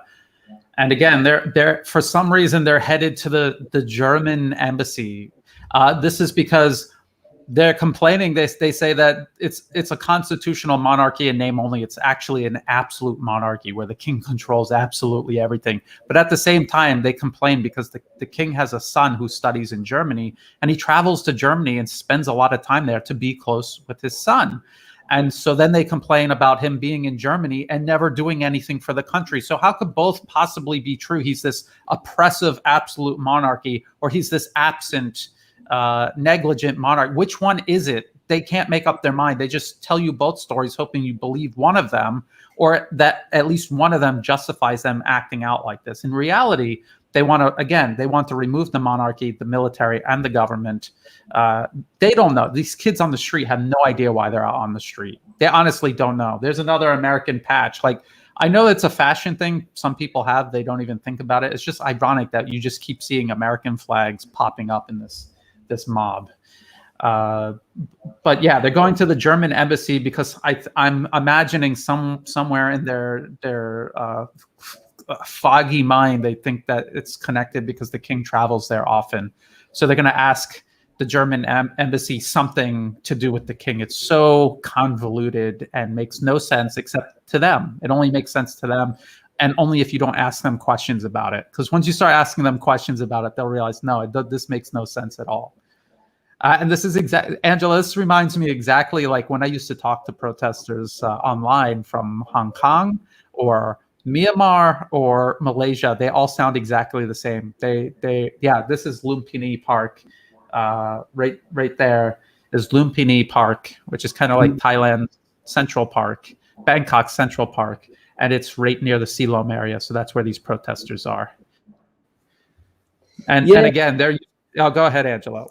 Yeah, well, you mentioned the German embassy. Actually, the Germans are not innocent here. They've been siding, completely with the protesters. You have sometimes you have those ambassadors going out in the street, the same as they were doing the meddling in Maidan in Ukraine. You have ambassadors that are backing the Thanaton. They come out with Thanaton. And when it comes to Germany, you have these foundations, which is called Bolle Stiftung, which is Bolle, it means Bolle Foundation, which is the German version of National Endowment for Democracy, which is actually close to the Green in Germany. And this actually, the Green in Germany actually pro-NATO, and they were against the Nord Stream 2. So you see, those are the fake leftists that are actually pro-war, pro-imperialism. So you see this meddling. It's not. I see the trend. It is not anymore just the U.S. I think the U.S. has been pushing. You know how much they've been pushing for other governments to increase their spending. You know, when you are a NATO country, you are supposed to spend 3% of your GDP into armaments, and that's what Trump has been pushing, because it was like, oh, we are the only one financing the NATO effort. But they also, when it comes to regime change, they are pushing other governments to actually finance regime change NGOs. So Bolle Stiftung actually is one of the entities that is actually funding those protests in Thailand. What it has to do? I mean, Germany, the connection. What is the connections between Germany and Thailand? I mean, Germany is miles away. How much does it contribute to Thai economy?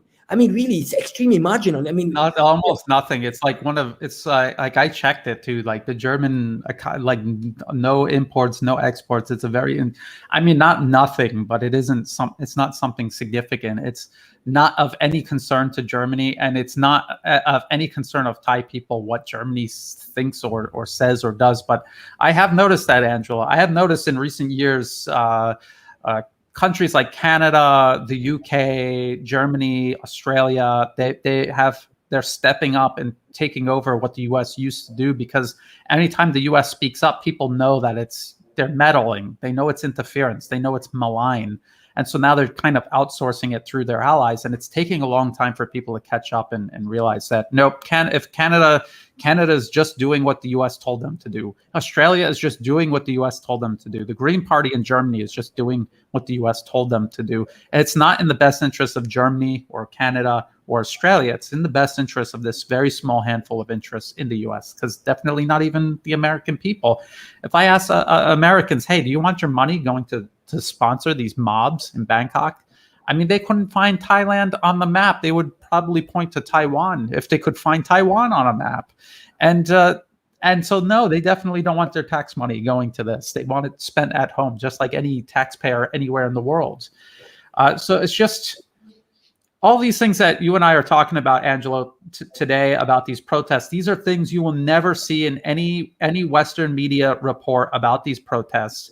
These are things that we have proven over and over again through documentation. We don't go to like the Thai government statement or Chinese state media. We go straight to the NED's own website or to the opposition's own website, and we show where these facts are buried. They're there. They're just buried so that people don't notice them or don't notice the proper context to understand them. And I'm looking to see if there's any other questions here. Yeah, the NED has been doing a lot of outsourcing because it was created in the first place to take over the CIA's role in regime change, because the CIA was so dirty and anything associated with it instantly poisoned.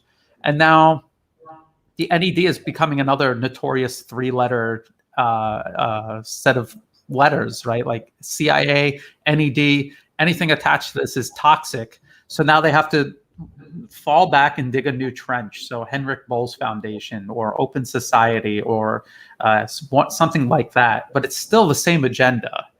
So people got to be aware of that. Now, yeah, I want to mention one thing, Brian. You know that Taiwan has its own version of NED, which is Taiwan Foundation for Democracy. Yes. And actually, there's some interesting story there, because the Taiwan Foundation for Democracy is funding the memorial of victim of communism. And this memorial of victim of communism, who is paying for Adrian Zenz? You know who's Adrian Zenz? Is the one that is actually fabricating all the fake news that are coming from, related to Xinjiang, that are actually anti-China. This whole fake news about genocide come from Adrian Zenz. So you have this flow of money going from Taiwan Endowment for Democracy memorial, then to the Memorial of Victim of Communists, which is paying Adrian Zenz. And you know what we are doing here is, you and I, we're not journalists. We study something else, but we're doing something which is very simple that actually our viewers can do like very easily. It's every time you have those journalists or those NGOs coming out and they're coming up with stories, just follow the money. Who's funding them? Because the funding is going to give you an idea on which directions the narrative is going. And you see, you have Taiwan Endowment for Democracy, which is actually funding someone who's telling us stories about genocide, fake genocide in Xinjiang. It's the only genocide in world history where you have no refugees. Where are the refugees? In the Middle East, there are economical like refugees, all around the world, but you don't have them from Xinjiang. And the people that are coming out with this story about fake genocide, they're all pro-independence. So if you are pro-independence, you are going to tell whatever they want to hear. And in exchange, keep in mind that in exchange, they get to get a green card in the US. and the more you're doing bashing against China, the more money you are going to get. You know, Rushal Abbas, she got her own NGOs. You know, she used to be paid by the CIA, working in Guantanamo prisons. You know, Actually, where they were really torturing Uyghurs. yeah, Not imagining that it was actually happening. And then she doesn't talk about that. She's talking about imaginary torture that never happened in China. It's surreal. It's surreal. It's surreal, and they get mute. I mean, once you ask those questions, are you being paid by the NED? I mean, you know, remember when she talked to RT, she said no. She talked to Daniel Dumbril, and she said yes. You know, I mean, how inconsistent they are. I don't know if it's vice versa, but you know, the problem is that they're not in their lies. They're not even consistent. You know, if you lie, the minimum is to be consistent. If you change your lie, then it is not credible. You know, this is how, I mean, it's easy for debunking. So again, you know, here it's always about, you know, follow the money. You know, at least I mean, yeah. Please. I just want to jump in and so this is Thai Enquirer. I do give them credit for this. They're not honest. They do not go into the foreign backing. They completely lie about the agenda, but they're at least smart enough to condemn the violence, any sort of inappropriate behavior. I will give them credit and say they consistently do this. So here is one of these thugs in the face of the police with one of these high-powered lasers that could easily blind you. And what is he doing? He's shining it in there. This is what they've been doing all day, though. This is them provoking it.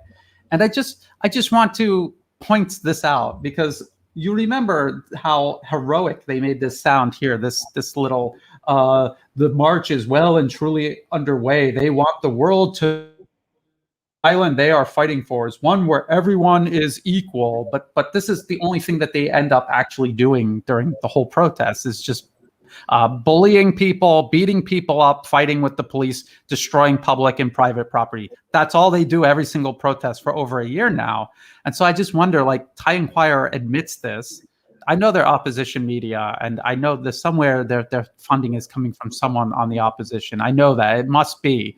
But yet they'll say this, but then they'll still act as if this protest is heroic. And yet every example of what they're doing is unheroic. Is actually bullying and terrorism and violence. So I thought that's important.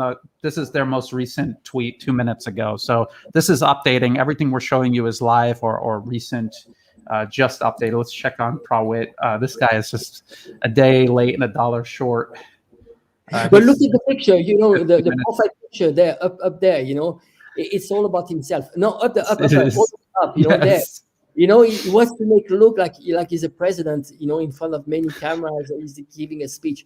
It's all ego related, you know. He loves putting the pictures where he's taking the picture, you know, in Washington. I don't know if he was in Washington or we know that with the U.S. embassy at least, you know. And it's the embassy, yeah. It's all about himself, extremely arrogant. You know, I think he's proud of his English. He's got good English, and he's proud about this. You know, it's like, you know, he feels superior. You know, but really he's working for a U.S. master that doesn't really care about Thai people, you know. And actually, you know, I mean, I don't want to be bad-mouthed. He looks down on Thai people all the time. Everything about Thai culture he rejects and looks down on, which is, again, like you say, he's whiter than some white people, you know, in terms of mentality. He's got a whiter mentality than some of the most ignorant, racist white people you will find. He's up there. He's easily able to compete with them. It's unbelievable when you really think about it. No, absolutely. I remember once, you know, he was doing a live stream, remember, and he was actually saying, oh, there are stands like selling Chinese food, mapo tofu. He said like, oh, you know what, we should eat just hot dogs and hamburgers. We should actually not eat Chinese food, and you know how important is Chinese food, and you know, and there's so many similarities between Thai food and Chinese food. You even have in Chinese food you have you know, like what we call Dai food, you know, from a minority, which actually it's the same cuisine as Thai people. So I mean, not eating Chinese food, I mean, what do you want to?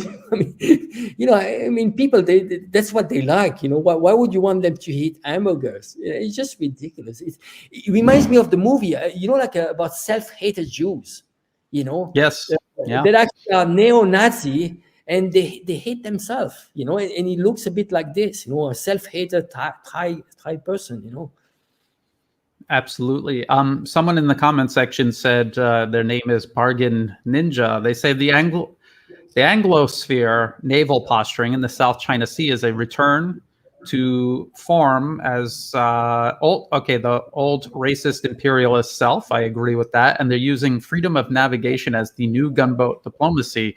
And gunboat diplomacy was basically, back in the day, if a country like Thailand was not agreeing to some lopsided, abusive, exploitative trade deal the British or the Americans were imposing on them, they would just park gunboats out, off the shore and say, we're going to blow your whole city up and burn it to the ground if you don't sign this. That was gunboat diplomacy.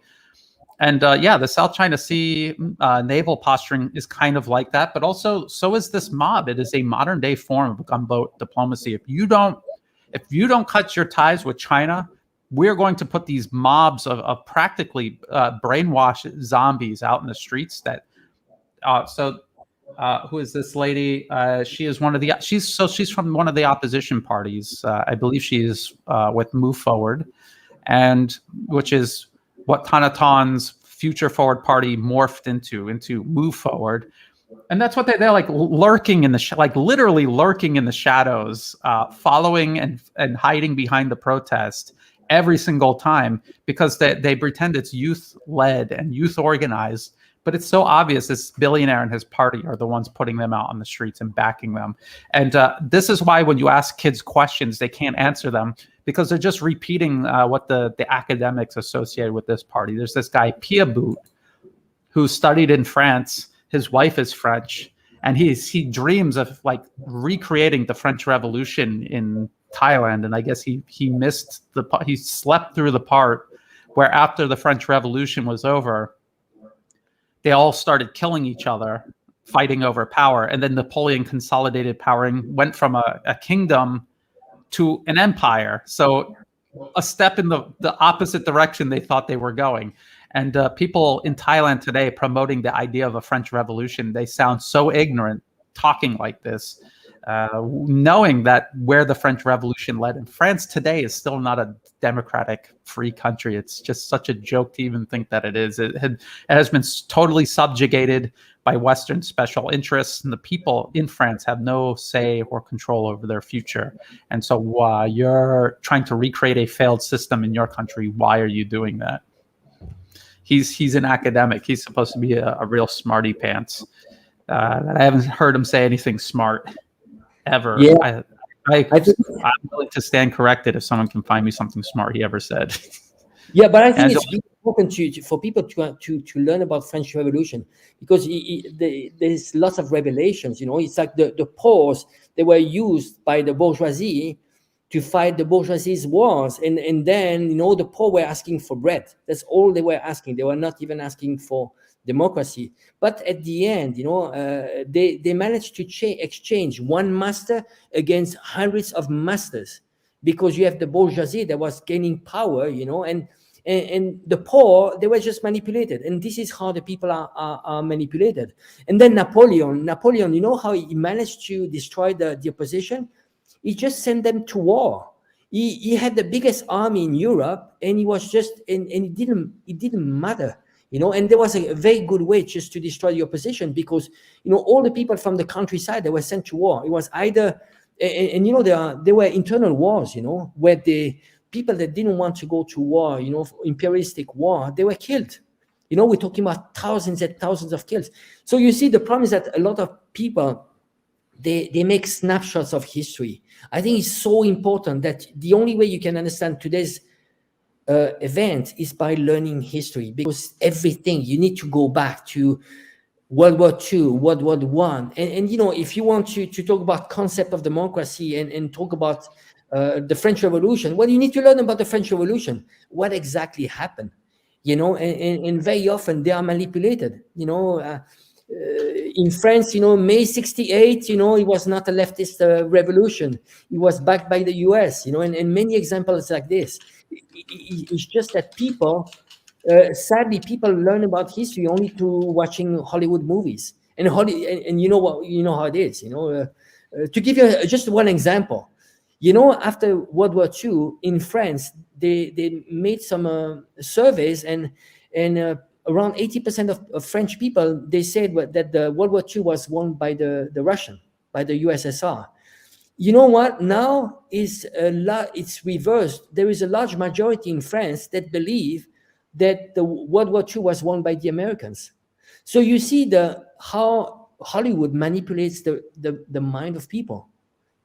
People don't learn history through books; they learn history through Hollywood. Sadly, and you know how the winners write history. You need to be careful. So people need to have a critical mind, really, to try to look at history and participant facts, funding, interest. And I think nowadays it's important that every time there's a problem, I give an example in Ethiopia. We need to look at geopolitics behind this. And you see, Ethiopia is actually working with China on Belt and Road Initiative. It's not a coincidence that Ethiopia, there's a civil war in Ethiopia. Myanmar, the same. The position of the government, the military, they're working with China because China is the largest partner. Well, it's not a coincidence that there's a civil war. There's very often an element which is geopolitical that goes beyond internal politics. Yeah. So we're watching the protests. They continue to go to the German embassy for some reason, and I feel bad for these people that are out there trying to sell this, stuff to these. A lot of these protesters are cheapskates. They make fun of the people who work hard and have money. They make fun of them and disparage them and blame them for all of their own personal problems.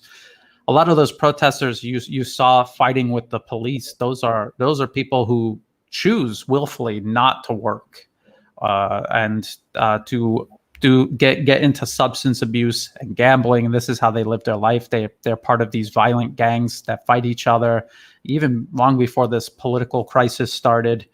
And you're out there trying to sell stuff to people like this. It's not a kind of feel sorry for these vendors. And I understand they're just trying to make a living and they're trying to take advantage of this. Why not? Because you see, when they come out, everyone else leaves, everyone disappears. No one wants to be out when these protests come out. Businesses will close down. Roads are obviously blocked, even though you could see there's not enough of them to justify blocking the roads. They could easily get to where they're going on the sidewalk. They refuse to. They will have fights with commuters who won't stop for their arbitrarily created roadblocks. And again, this has been going on for over a year. People are tired of it. I think even you and I, Angela, we got tired of it because they were having protests almost every day. And at first we started doing live streams and then we got bored doing it because it's the same thing every single day. And I just thought this would be a great one to do because there was that court ruling that said that this movement is not looking for reform. It is sedition. It's obvious that it's sedition. And yet people like Prawit will continuously call it a monarchy reform protest when on stage, a big sign behind them and out of their own mouth, they say, we're not looking for reform. We want to get rid of the monarchy. They've said it themselves, and yet he still calls it a monarchy reform. So they're liars. They're lying. They have to keep lying to make it look like they're being reasonable when in reality they're not. Well, it was the same. Remember in Hong Kong, there's the protest started with the anti-extradition law. So you had this person that killed his girlfriend. He cut her into pieces and put it into a large luggage. And he was supposed to, this is why they wanted to have an extradition law. It started like this, and gradually it became protests that were against China. And they were starting to have American flags, British flags, in the street and so on. So you see, they're starting with one protest, and sometimes it can be legitimate. In China, in Hong Kong, they used a lot, this problem, that the housing problem, it's a problem that it's existing, So they have grievances that people have, and then they get hijacked. And they get hijacked, and overnight you see protests in Thailand that don't make sense. They're anti-Chinese, pro-US. I mean, what does it do when it comes to Thai interest, really? What does he do? That's my question, really. Going, wanting a law to be able to defame your king. What does it do? I mean, what does it do to your country? And especially since you know that for 700 years the king has protected Thailand from imperialism. Thailand has never been invaded because of the king. Yeah, it has never been colonized by a Western power. They're outside the German embassy. Again, very, very difficult to understand why they're even there. Prawit doesn't know. That's why he's making stupid jokes and pretending he's very international by saying thank you in German. I think that's how you say thank you in German. I just want to point out something else, though. On his timeline, it's been just an hour maybe since the rubber bullet incident, and right there he's already got images and tweeting it, and he and everyone else in these fake human rights organizations in the Western media will never get done showing this picture. This will be all they talk about for the next week, this rubber bullet injury to one of the protesters who were attacking police. We watched it with our own eyes, them attacking the police and the police falling back and then shooting the rubber bullets at them. And this is what he'll talk about for a week now. And he is the same guy who never even talked about the police getting shot in the head. It was like it never even happened. So I just want to show people the double standards here.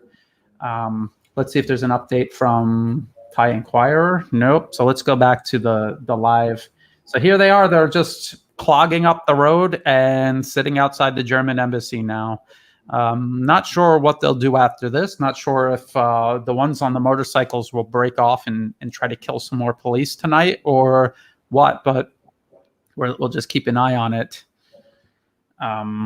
Again, just hard to even tell what their goal is. I said that this protest was called in the beginning because the court ruled that it was not seeking to this movement was not seeking to reform anything. It was seditious, which it obviously is. There were protesters showing up with Thai flags with the blue stripe taken out, which represents the monarchy. How more obvious does it have to get? And so that's why they supposedly called this protest, and then they decided to go to the embassy. And again, these kids are not in charge of anything. The protest is organized by the opposition party. They're U.S. backers, these fake academics, a lot of them hiding overseas. They don't face any consequences for what these kids do in the streets. It's the kids that will pay the price. And again, like when you talk to them, they don't even know why they're out there. When you really talk to them, it's pretty sad. It's hard to even get angry at them. I mean, the police have to protect the majority from them, but you almost kind of feel sorry for them because they have no idea why they're there. And I've had people say, Brian, why don't you listen to them? Why do you dismiss them? I always tell them, it's like looking at the U.S. invasion of Iraq and ignoring everything that you know about why the U.S. is really invading Iraq and saying, why don't we talk to the soldiers and ask them why they think they're there? And then how dare you dismiss why they think they're there? They're brainwashed. They have no idea why they're there. They got sent there to invade somebody else's country for a reason they don't understand anything about. It's called Iraqi freedom. Doesn't mean that they're giving them freedom.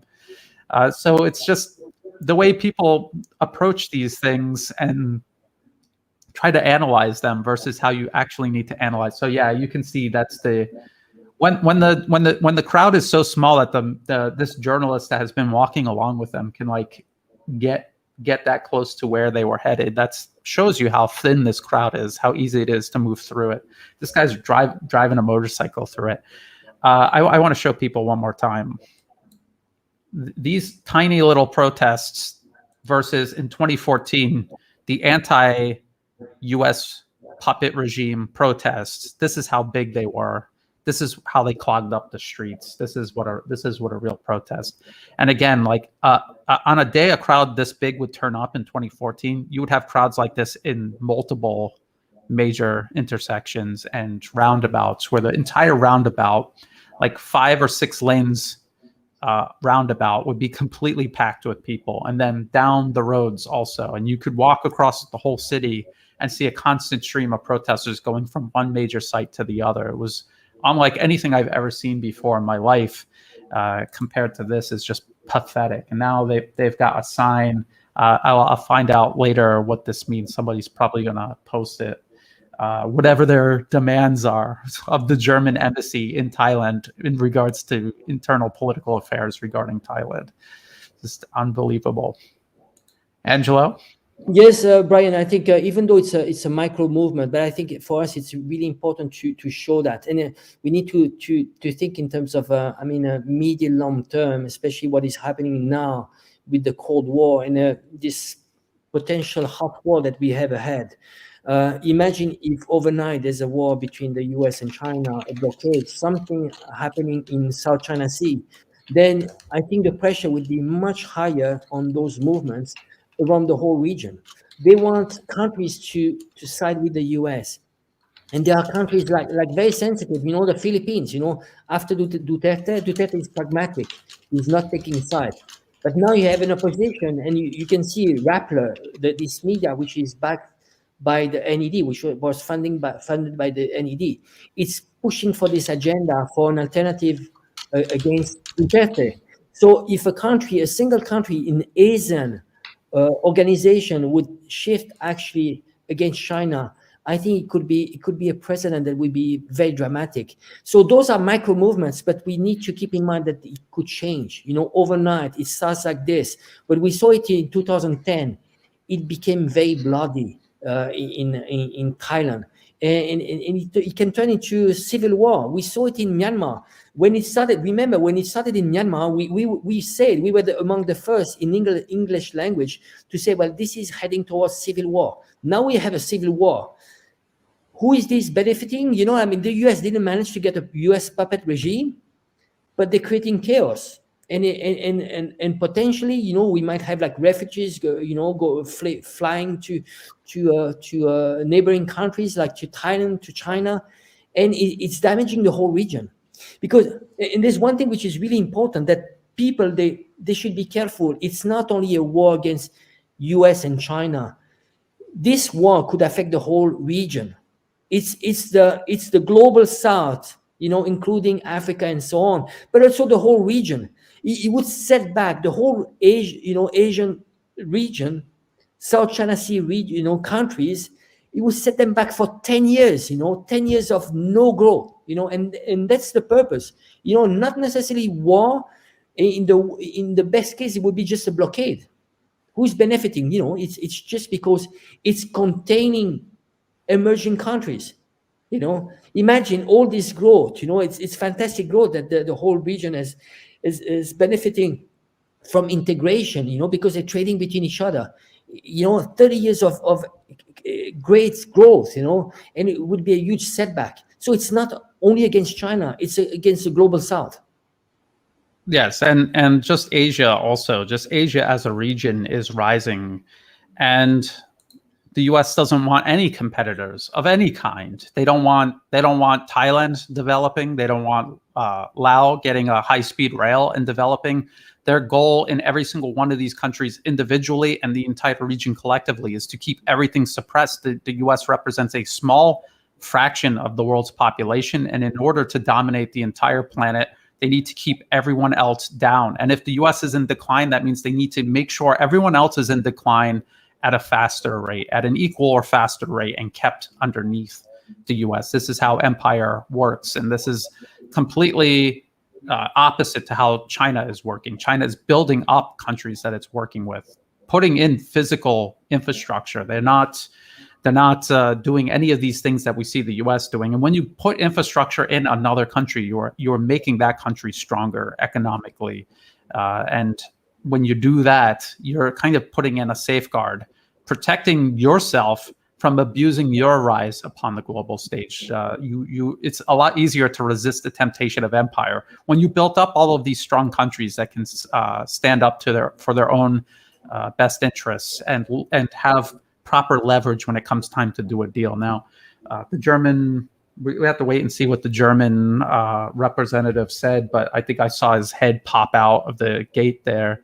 And because they're playing along with this, I'm sure that somebody contacted them earlier in the week and said that this was going to happen. And because the last time they invited the protest leaders into the embassy, and they were like hanging out in the embassy together the last time they did something like this. It was so ridiculous, and it makes German people look so bad when their representatives do these sort of things, because I wonder if German people are okay with their representatives meddling in some other country's internal political affairs like this, especially about a topic so sensitive, and humoring a crowd this small that does not represent the majority of the people in the country. This German representative is meddling, and it's really embarrassing for Germany. Well, think about it. You know, the NSA was tapping Angela Merkel's phone. I mean, if a German was to be shocked, it would be because of that. And keep in mind that there are, I don't know how many U.S. militaries are still based in Germany. I mean, Germany is still a U.S. colony. You know, it lost the World War II, and since then you had 20 or 30,000 U.S. military that were occupying Germany. And you see, I mean, when you have the NSA, which has physical presence in Germany, I mean, you're not a sovereign state. You know, if the US is still controlling the losers of World War II, I mean, losers of World War II, I mean, basically, you can see they all have one thing in common, is that they have massive US military on the ground. I'm talking about Italy, Germany, Japan. I mean, Japan is not a sovereign state. Yeah, it's important to show. This is Thailand. This is where they export out of. So China is their largest trade partner, and when you add China with Hong Kong, it's much larger than the United States. And then you can see how Asia in general is the largest region Thailand exports out to, followed by the US, then followed by Europe, and Germany is there like just barely under 2%, like around 2%. So not really all, like even Australia. There's more trade between Thailand and Australia. I hardly see anything here, like maybe cars and something like that. I don't know. But other than that, so Germany's role in all of this makes no sense. It's because, like you said, Angela, there's these certain political circles inside Germany that are doing the dirty work of the US. If these protesters went to the US embassy, it would be too obvious that the protests were backed by the US. So that's why they go to the German embassy. That, and the fact that the king's son studies in Germany, and he spends a lot of time there to be with his son. Those are the only two reasons they went to the German embassy. And so someone said they're handing them a petition. So the Thai pro-democracy protest has some kind of petition that they're giving the German embassy. So they're soliciting foreign interference, basically. Unbelievable. Well, we saw that in Hong Kong. They were protesters asking for sanctions. I mean, when you're asking for sanctions, how good? I mean, do you think it's going to have any effect? I mean, do you think the government will give up anything? I mean, not. I mean, you are working against your own country, you know. And the same in Venezuela. You have a very small movement asking for sanctions from the US. I mean, how is it benefiting? You know, I saw with my own eyes people in Venezuela. They were so brainwashed. They were asking for sanctions, but at the same time, the same people that were asking for sanctions, they were queuing for 12 hours to get gasoline at the gas station. That gives you how ridiculous is that, you know. So it's just you know, a low level of education when it comes to geopolitics. I just want to add something. You showed before the statistics in terms of trade, and you saw, I mean, probably there's 70-80% of trade of Thailand is within the region, and this is accentuating. You know, it's becoming more and more. All Asia is trading within itself. You know, it used to actually trade exclusively with the Europe. Their markets were mainly Europe and the US. Now it's trading within itself, and actually the Belt and Road Initiative is going to accentuate this. You know, when we are talking about the line of, let's say, the Kunming line that is going all the way to Bangkok, actually it's going through Laos. In reality, it's not only the trade between China and Bangkok. It's going to in Thailand. It's going to be the trade between Thailand and Laos, Thailand and Cambodia, Thailand, and Malaysia. So you see the shift, the trading in terms of economic importance. The shift of gravity is shifting towards Eurasia, and this is what the Belt and Road Initiative is doing. So you see, it's raising. So what the US wants to do is here not only contain China but contain the whole region. It wants to stop this trend, because the more, maybe 10, 20 years from now, the US is going to become irrelevant, completely irrelevant. And you see, when we look at in terms of projection of force, only the US has a projection of force. China, when you look at China, is anti-projection of US force. Because I just want to point. One moment. I just want to point out how quickly he went from where the crowd was to where nobody is. I just want to point out how tiny this mob is. Go ahead, Angela. You're talking about the U.S., its projection of force, and how. And I like to point this out too, how China isn't even building its military up in a way. It's a very large military, but it's not configured in a way to project force. No, well, if you want to project force, you need to have army bases. That's the problem of China. You see, the US can attack China. China cannot attack the US. There's long-range missiles, So basically, China maybe could reach like 15 cities, like with nuclear bomb. If we were to go into this extreme scenario, but basically, China cannot attack the US. The only place that China can attack the US is Guam. That's only Guam. So you see, the US is in a very good position right now. It just can just upset China, contain China, and basically make China suffer, make the economy scream. And that's a reality. There are some scenarios. When you look at the Rand Corporation paper, they say that in a few years, actually, the Chinese economy could contract by 30 to 35%, while the US will be only 5 to 10%. So they're willing to have their economy suffer, the US, but the problem is the main purpose is contain China and keep the state of US hegemony. It is what is called, we call it the Thucydides Trap. I don't know if you're familiar with this. It's in world history, you had 16 cases where you had an upcoming power that was about to surpass the superpower, right? And out of the 16 cases, 12 cases resulted into war. So the first time was Sparta against Greece, So now it's the same as what happened in World War I. You had Germany, upcoming power, and they wanted to contain Germany. So the real reason of why we had two wars was because of that, because World War I and World War II is the same war. It's just a continuation. But the purpose here was British Empire combined with the US. They wanted to contain Germany. So now it's the same scenario. It's China that is actually surpassing the US, which actually has already surpassed the US in terms of purchasing power parity. And in 2028, in nominal terms, China will surpass US economy. But it's only natural because China has 4 times the population of the US, and the US, it's an anomaly. It's an anomaly to have a country which is 4% of the world population, which is controlling the whole world. Here we can see on the screen where the police was retreating, and this is probably when they fired the bullets, right? The rubber bullets. Rubber bullets, yep. Because they were being attacked, and this is what happens every single time.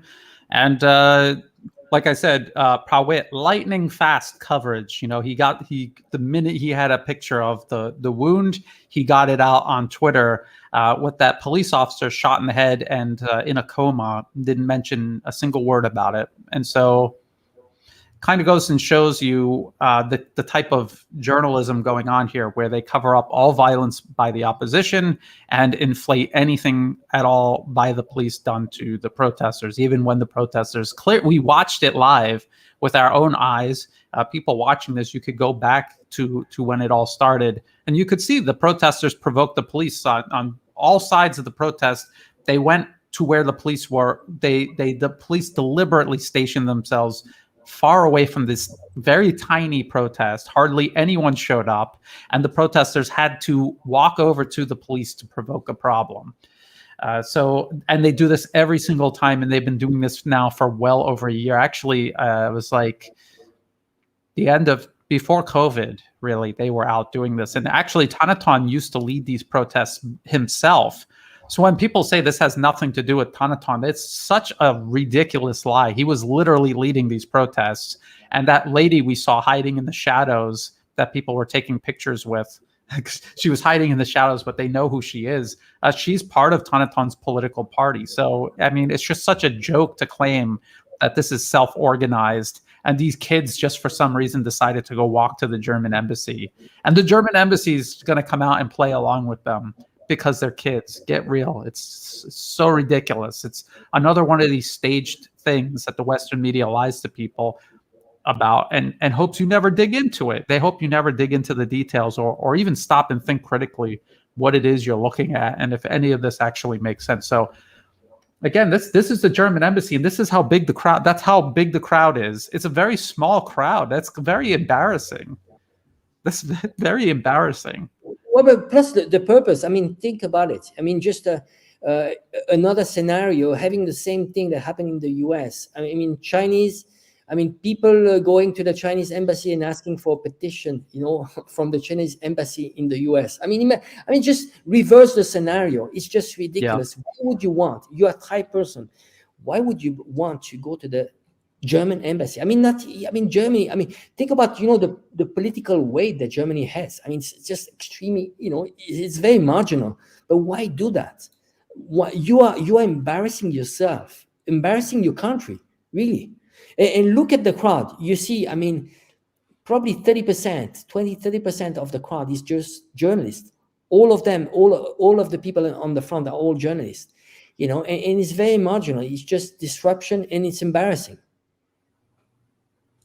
I'm just trying to see what else is going on Twitter, what other people are saying about this. All they're talking about is that incident where the protesters were attacking the police and the police shot the rubber bullets. So now they're just saying, and this lady is going to be talking in Thai. We'll have to wait until after she's done. People that are interested in watching this on their own, this live feed and listening to the audio, it's in the video description below. This one is from Post Today. So just click on the Post Today and go to live. Their live videos on Facebook, and you could watch it there.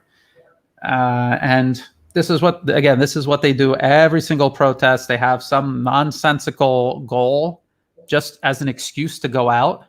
But the real reason is to get these people out into the streets and get them fighting with the police. Now, I saw somebody, I think it was Sunny Smile, something like that, saying about how you cannot criticize the CCP, which is actually the CPC. The Communist Party of China. Obviously, somebody is criticizing the party because the party is one of the only governments on earth that has consistently changed dramatically over the years, from decade to decade. You cannot even recognize the party today versus what it looked like, say, 40 years ago. And that is because it is constantly reacting to feedback that it's getting. So somebody somewhere is making criticisms that are not only being heard, but are being acted upon. Can you say the same about the U.S.? Yes, you can criticize the U.S. government until you pass out onto the ground. The government in the U.S. today is the same government you had 50 years ago, the same one, racist, imperialist, abusive, sucking the resources out from under everyone, including at home, passing it to a small handful of people on Wall Street and in Washington. Literally nothing has changed. The America today, and that's why it's such a joke. People are starting to find out that voting for a president is such a joke, because no matter who you vote for, the same thing is going to happen every 4 years. It doesn't matter who's in the Oval Office. It's the same policies. Angela and I read from the U.S. State Department's own Office of the Historian about encircling and containing China, and it's like dated 1960 or 50 something. So this is how long this has been going on. So you can criticize the U.S. government; it's not going to change anything. People perceive that you cannot criticize the Chinese government, but it changes all the time and always for the better. So results are the only thing that matter, not these superficialities the Western media and Western people who promote the West obsess over, that actually don't actually matter. Like being able to protest and vote means nothing if you can't actually change anything by doing so. Yeah, yes, Brian, I think it's very counterintuitive when you analyze. I mean, if you were to do a snapshot, you see Western style democracies and in Chinese system, it's very counterintuitive. The first reaction is like, okay, well, there's one party, and it seems undemocratic. In reality, the Chinese system is far more democratic. But it is very counterintuitive. It requires people just to analyze more. You know, you mentioned the policies. In the West, the government is changing constantly. You know, in the US, actually, you have even midterms elections. So every 2 years, you have elections. You know, like the legislative power. You know, this is where the real power is. It's changing constantly. So basically, the elected officials are constantly in an election mode, but the policies don't change. In China, it's not like this. You have always the same Communist Party, which is in power, but it's extremely representative, and the policies change constantly. You mentioned one thing, is that the reaction of the government. You know how they do the policies? They do tens of thousands of surveys at all levels. We are talking about village, municipalities, whole region. They do surveys of what works, what doesn't work, what people want, and they anticipate what people, you know, before there's any protest. So there's no protest because the government is anticipating what the people want. While in the West, things are not working, you protest, but things don't change. You see? And so it is, you know, but the problem is that people, they simplified. And you see how the West has been demonizing just the words socialism and communism. Remember that communism was illegal, you know, under when there was marketism, you know. They call themselves democracy, but, you know, communism was outlawed. You know, they were not even communists. You know, they actually simplified. They were socialist, and because they were leaning, you know, anti-capitalist, they labeled them communist. And you see you saw what happened under marketism, right? They did purge. There was a real purge. In China, it's different. You know, it's a system of selection and election, and it's a meritocracy. So politicians, they deliver, and they are elected to the higher level, you know. But it's about delivering. If you deliver, you go up the ladder of power, all the way to the Politburo. Yes, and again, people can just look at China and how everything has changed over the years, and look at the US and how it has, you know, changed over the years, and it's self-explanatory. So just take away all of the superficial dressings of Western so-called democracy and just look at the results and just ask yourself which is actually the most progressive society. And the answer cannot possibly be the West if it's still doing the same thing it was doing at the end of World War II, brutalizing other countries and stringing their own population along at home without actually ever giving them anything more. Very, very obvious. Now, I'm going to see if they call off. They did what they said they were there to do. No one showed up at this extremely pivotal protest. This is why we did the live event. I wanted to talk about how this week there was this court ruling that the protest leaders were pushing an agenda of sedition, not reform. The court has ruled that. And there was supposed to be this huge protest pouring out into the streets, and all that showed up was like probably like 1,000 people maybe, and they're all exact, like, we know their faces because they're the same people that have been showing up every single protest for over a year. I wanted to see how this protest would pan out. So they're gonna announce that it's over, that they've accomplished whatever it was. I'm still waiting to figure out what was in that petition that they gave the German embassy. Why they gave a petition to the German embassy, I have no idea. Even Prawit and Thai Inquirer and others covering it don't seem to know what specifically was in the I'm asking about it. Oh, okay, hold on. We got some other you have information about this petition? That would be interesting. But of course, I mean, this non-event will be an event in the Western media tomorrow. I mean, just 100 protesters, and it's going to get like a large coverage, which is absurd, really absurd. Yes. Let's go to Thai Inquirer, because there was another little incident that took place. Thai protesters say an unknown actor threw a small bomb into the crowd, causing small shrapnel wounds, and they're going to pretend like they have no idea who did this. It's, again, the thugs who show up at these protests are from vicious gangs, notorious gangs that everyone in Thailand is familiar with, and they constantly kill each other at these protests. They're both supposedly part of the protests, but they end up killing each other at the protests. So that's who's throwing these bombs. Every single time it has been that they're like, oh, maybe it was someone who supports the king. Everyone who supports the king, the vast majority of Thai people are not going out into the streets. They're staying at home. They're going about their business and just waiting for this to be over. The people doing violence in the street are the protesters, often against one another. And so we've actually seen this before, and they'll pretend like it's a big mystery and hope you assume that it was someone who doesn't like the protest instead of actually someone within the protest.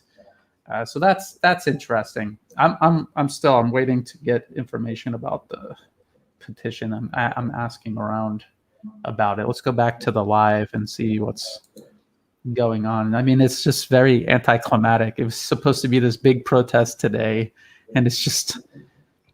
I've seen bigger crowds at like free open air beer gardens where they got loud music. Honestly, I have seen night markets are more impressive in Thailand. It looks more like a night market. Additional to that, you have food available. It does look like a night market. Really, not much happening. Did you see any question in the live stream? I didn't see any. If you have any questions, put a big Q or question in all caps, and we'll try to do our best to answer it. If they did call this off and there's no news about them going to Din Dang to try to kill police tonight, then we'll probably wrap it up. I do want to find out what was in that petition, so I'm waiting to get an answer back. I've asked a couple of people who are usually pretty good at tracking this down. And again, it's funny that even the news has no idea what they're doing at the German embassy. It's just something they had done in the past, and I guess it was the only thing they could think of doing now. Because what they have to do is make an excuse to go from one place to another, because the police will set up barriers and try to stop them from moving through the city and disrupting traffic. That's why. That's why they have to assemble one place and then say they need to go to another place. So they have an excuse to clash with the police. And then they did. They got their wish. They got to clash with the police. The police shot rubber bullets at them, and someone got an injury on their chest. And so now that'll be the news that keeps this movement alive for another week, and gives the Western fake human rights organizations something to complain about for another week or two. I don't know, Brian. I still have a problem on how they can justify going to German government. I mean, how people like Kravitz, he can justify that. I mean, really, I'd love to see an interview where you have those protesters just saying, "Well, why are we going to the German embassy?" I mean, you are Thai, I mean, I'm gonna ask because I know some people in the chat room are from Thailand, and they're very well informed. I like this one. So maybe they'll know. Yeah, there was one comment interesting, is that he said we shouldn't call Middle East, but West Asia. And actually, I like the term. It seems like a Middle East was actually imperial name, that we should actually call Middle East West Asia. It makes sense. Yeah. Makes sense. And if you hear us saying something like that and you get upset about it, just try to remember a lot of times we have to refer to certain places or certain things by whatever people will recognize the most. And I make exceptions for that. Like for Myanmar, I will not call Myanmar Burma, because that is really offensive. That Burma was what the British called their colony. And then the people in Myanmar decided they were going to call it Myanmar to differentiate it from the colonial past. And the British and the Americans, to this day, officially, as a matter of government policy, will still refer to it as Burma, because they want to say to the people of Myanmar, we don't care what you call your own country. We will call your country whatever we want. And they do this with everything. It's just like the CPC, they will call it the CCP. And they know that that's not what it's called. They know that. They understand that fully, and they do it deliberately to put themselves above, to show disrespect and to denigrate these people that they don't like, and to put them underneath. It's classical racist imperialism. This is what they've done to people throughout history, and it's something they still do to this day. And it's funny how eager you'll see the Myanmar opposition refer to Burma, as Burma. They'll say Burma all the time. They're very proud of calling themselves Burma. Very shameless. But then again, like, some of them literally just worked for the U.S. government. They're like employees of the State Department, and they sit in positions of power in Myanmar until the military threw them out of power. So I'm still waiting. I think when I get an answer, yeah, someone thinks there will be violence at around 10 p.m. I don't think we're not going to wait until that long. But yeah, this violence. Yeah, absolutely. Yeah. There's usually, I'm going to get an answer about the petition, and then if it doesn't look like anything else is going to happen immediately, we'll wrap up. But if you have any questions, just ask. Okay, so are there any moves by Thai authorities to require foreign agent registration or declaration of foreign funding? There is a draft NGO law, but I don't know what it entails or when that's going to take effect, or if it already has. I do remember the US-funded agitators crying about it and complaining that it wasn't fair. So there must be some good things in it. But when that's actually going to get teeth and start biting in, I'm not sure. But they really do. They need to do something, because these foreign agitators have had free reign inside Thailand for far too long. Most people have no idea they're even being funded. At a bare minimum, they should be required to be transparent about their foreign funding. I used to have people back in 2011 when I first exposed Project Thai. I remember people were like so upset and angry and saying, "I've been to their offices. There's no way they're getting there. So we are volunteering for them. They're not paying us a salary." And then when I showed them how much money they got, they were quiet. And I don't know if they felt betrayed, angry, embarrassed, all three. But they get millions of baht every year from the US government and other foreign governments and foreign corporate foundations, millions and millions of baht. So if you're volunteering for Project Thai, you're a fool. They have the money to pay you. They're using it for something else. So maybe someone should make a new fake NGO to investigate all the other fake NGOs and keep them all in line. That would be interesting. Yeah, I think it's important for people to understand this this neocolonialism. Imperialism used to be having a Western boots on the ground. Now it's much more subtle. It changes depending on which country. In Africa, you have 14 countries that have a currency, the French CFA, which is controlled directly by the French. Now you have a democratic system that are completely hijacked by Western powers. This is neocolonialism. It's just more subtle. It requires less resources on the ground. It's just about how you can hijack democracy. And the way to hijack a democracy, you finance opposition, you finance some NGOs, you hijack the media. And when it comes to for example, Thailand, most English-speaking media are all Western-backed media. So I think it's important for people to understand this new style of this neocolonialism. And then additional to that, you can hijack a country's democracy through the IMF. You have those loans that are actually the conditions of those loans are actually meddling, opening up your democracy to Western meddling. So it's just a huge hypocrisy. And when it comes to national security law, I think one of the toughest national security law is actually American national security laws. one of the strictest one in the world is from the US. So they actually they blame China and Hong Kong for having some really basic national security laws. It's not Just a moment. This doctor is one of Taxon's guys. So again, another little creepy crawly hiding in the shadows behind the protests. He's always out there egging these kids on, and then he pretends like he's just a doctor that cares about them, but he is deeply involved in the opposition, and he's just out there to egg them on and use first aid as a shield from repercussions to what the protesters will ultimately. So when he shows up, it's a good indication there will be some violence, because he's always the one that when the thugs are running away from the police, he'll have them all huddle with him. So if the police rough him up, it'll look like they're beating up a medic. Yeah. So there's Do you have more information about what was requested in this petition? What was the petition about? I got some information coming in. First of all, there's already a Guardian article about how the king flew to Germany. He has a son that studies there, and he likes to spend time with his son. I mean, that's all there is to it. And they act as if they hate him so much, and they want to expel him from the country. And then when he travels outside the country, they also complain about that.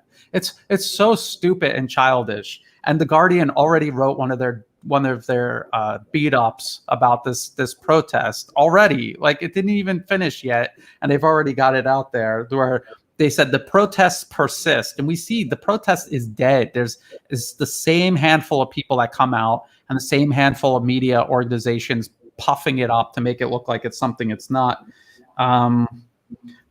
Remember, I asked, why are these people laying on the ground? Remember, after the rubber bullets were fired, and we saw people laying on the ground for like 5 minutes? That was so that the journalists could get their pictures. They were pretending to take cover from the rubber bullets long after the police left. So I actually got a picture of that where they're just laying on the ground. Let me see if I can open it up without. Hold on a moment. This is so funny. Let's see if I can get it. Full screen. Yes. Let's see if people can see that. So that's just them pretending they're under fire. You see that? You remember I was like, why are they still on the ground? They'd been on the ground for like 3 or 4 minutes. Why are they still on the ground? Because they were posing for the cameras. So that's what this is. It's all theatrics. It's like the Uyghur tribunal, where the guy dresses up like a police officer, because you would never believe him that he was a police officer unless he actually dressed up like a police officer. This is all the West and their proxies do, is these theatrics. I think once I got some people working on it right now. Just give me a minute about this petition. It reminds me about those defectors, DPRK, North Korea's defector. The most famous is Yeonmi Park, and she basically, she tells stories, like just absurd stories. That the rats were eating humans, and the humans were eating rats. I don't know. This whole thing, and that in North Korea you have to wait. People have to push the train. Imagine how heavy the train. So all those fake stories, but it's strange, you don't have those Western medias just questioning. When especially, remember this policeman that is actually changing version the whole time, At the tribunal, he had one version, and when he had an interview with CNN, it was a different version. And they don't even question. And you see, that's the problem, it's like 99 news that are fake, and then once in a while they throw you a bone and they come up with a true story. But in subconscious mind of people, they'll keep in mind the 99 lies, and it's history repeating itself. Weapon of mass destruction. How many people they bought into this? How many? Yeah. It's the same.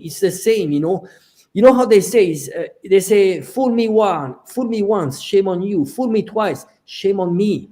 People should be ashamed to just keep on believing those same lies. Okay, so there was an earlier statement about what they were complaining about for this protest. Well, one is they're claiming, no, we're totally for just reforming. We don't want to overthrow the monarchy. But then they also say, we have to overthrow the monarchy if you don't reform. And I had someone give me an analogy the other day. They said, imagine if the little kids were in the car and the dad was driving and the car was breaking down and the kid said, are you going to repair the car? And the dad said, no. And then they're trying to say, well, if you refuse to, oh, so it's over. Okay, so that's it. I guess that's it. And unless they decide to come out at night and start killing the police in Dindang, that's it. So we're gonna wrap it up. Yep. Here. So what they're saying is in the statement that they gave before this protest was that the king of Thailand. The king of Thailand now is moving the country backwards away from democracy, and they cannot even define what democracy is, because a billionaire running the country from his hotel room in Dubai is also not democracy, but that's what they're trying to do. Now, the current Thai king, like I said, he did reforms, and these were actually progressive reforms where he shifted property that was protected in kind of like a nebulous bureau. He shifted it under his name, and now he has to pay taxes on it like everybody else in the country. That is a move in the right direction, and that's something he did that they all complained about. Why would you complain about that? Now he's paying taxes. If he didn't do that, they would be complaining about how he's not paying taxes. So it's one of those things where no matter what you do, you're wrong. And so this is what they're saying. And let's see. There's a message. Neil Collin is saying, I'm a UK national currently living in Myanmar. Which other milk tea alliance snowflakes are involved here? So that would be interesting if we had actually someone living in Myanmar just to get some information. Well, we have a good idea of what's going on in Myanmar. I have some people in Myanmar that send me information on a regular basis, and they've been pretty reliable. And I'm trying to read the translation here of the statement, and then I think I'll get the go ahead, Angela. Let me just. Yeah, but I think it's really important for people to really understand that those movements, they can start small, but you see how destructive they can be. Look at what happened in Libya. In Syria. What happened in Myanmar, it's about destruction. There's nobody wins. It's the local people that lose, and and they fight. They're not fighting their wars. They're fighting the white U.S. imperialist wars. And it's dramatic. It's especially when you see, we are at the stage now where the global South is emerging. Finally, we are getting out of this imperialism, this colonization. Those people, finally, they can have prosperity. That's what people are looking for. And now what the West wants to do is to sell fake democracies to those people. What they want, those people, is access to education, food, longevity, health. That's what they're looking for. And what the West has been doing for hundreds of years is suppress them, contain them. And China, by emerging, is going to give a voice to the global South. We're not saying that China is perfect, but what we're heading towards is towards a global, a multipolar world. Now we were into the unipolar world, since 9/11, it was unipolar, US decides to go to war, and it goes to war, it destroys. And now we have a chance with China to have a multipolar world where we will have a UN, which is more democratic, where all the global South will have a voice. And it's going to end up like this regime change constantly, like changing regimes, putting, if it doesn't go into the direction of the US empire, you overthrow government, and it's a vicious circle. It's war, and who's benefiting? The US empire. It's benefiting the military industrial complex. As long as there's international tensions, they are making trillions of dollars. And that's what we need to stop, because it's destroying lives. Okay, so we'll finish on this. I'll just talk about this. This might have been what they handed to the German embassy, because nothing they do makes sense. So why wouldn't they just hand this declaration of whatever it is they think they stand for this week? Why wouldn't they just hand that to the German embassy? Why not? So there's this from Thai Inquirer. the protest has been called off, but here's the general message of today's demonstration. This land is ours. Long live the people. And so this is a tiny, loud, violent minority that no one agrees with. They reject wholly their agenda. No one is joining them. No one is supporting them. No one is voting for the politicians hiding behind this movement. And so you're pro-democracy, but you completely reject what the majority want. And you keep imposing your unpopular agenda on the rest of the country, this agenda of attacking and undermining the monarchy, the military, the current government, who most people voted for, not for their political party. And so this is obscene. This land is our land. Long live the people. This is ridiculous. You are a tiny minority trying to force your beliefs on everyone else. That is a dictatorship. In reality, that is a dictatorship. Now let's see what Prawit closes on. A protest leader said the German ambassador has concerns about safety of the monarchy reform protesters. He's going to put that in every single time, no matter what, no matter how ridiculous. And ask that they return home safely. And they all shout, say no to absolute monarchy. And again, it's not an absolute monarchy. It's a constitutional monarchy. And they accuse the king of always hiding in Germany and doing nothing. So what are they talking about? Again, it makes zero sense. And then they say Guten Nacht. I don't know if I'm saying that right. I speak zero Guten German. Nacht. It's good evening. Guten Nacht. So they're saying good evening. So this is a Thai protest about a Thai issue, running and tattling to the German embassy and representing a country that does almost no business with Thailand at all. This is ridiculous. It's extremely ridiculous. And this is what people in Bangkok, a city of over 10 million people, this is what they have to put up with on almost a daily basis. These little tiny mobs going out. You never know what they're going to do. So you have to adjust your whole day around them. I've had days where I had to bring my kid to a hospital and I would delay it a day because I didn't want to go out on the road while these people were out there. And for good reason, because we've seen footage of them throwing the bombs at just commuters going by, innocent people driving their cars. They could end up killing somebody that way. So that's it. So we're at 2 hours and 45 minutes. Is a pretty long one. I guess we usually do like 2 or 3 hours when we do these live. We're going to keep doing this if any other major developments pop up. We're not going to do every single protest because, like I said, oftentimes when people show me, they're like, "Hey, Brian, there's a protest going on," and they show me a picture, and I'm like, "Where is it? Are those people waiting for a bus? What is that?" Oh no, that's actually the protest. That's the protest for today. We'll just keep an eye on this. We're going to keep an eye on Myanmar, the whole region, really. And ultimately, we're speaking out against the war. The U.S. is trying to steer everyone toward a war against China, and to knock not just China down. As you say, Angelo, all of Asia is going to suffer from this if people don't stick together and get past this and move into a truly multipolar world order where imperialism is history, not something that we can live and suffer from today. Angelo, any closing thoughts?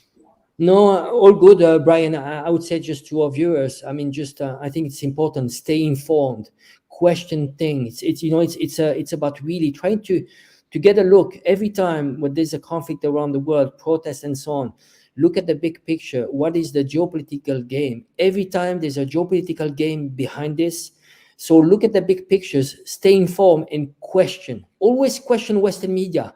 What is the purpose? I mean, very often you need to think about the opposite. You know, when they say this is bad, just question it. What is the purpose of doing that? You know, and many different cases. Myanmar, Ethiopia. Ethiopia is very simple. You know, you can see what is behind this. Is Ethiopia siding with China on the Belt and Road Initiative? So stay informed is important. This is what we want people just to think for themselves. You know, we're giving out the information.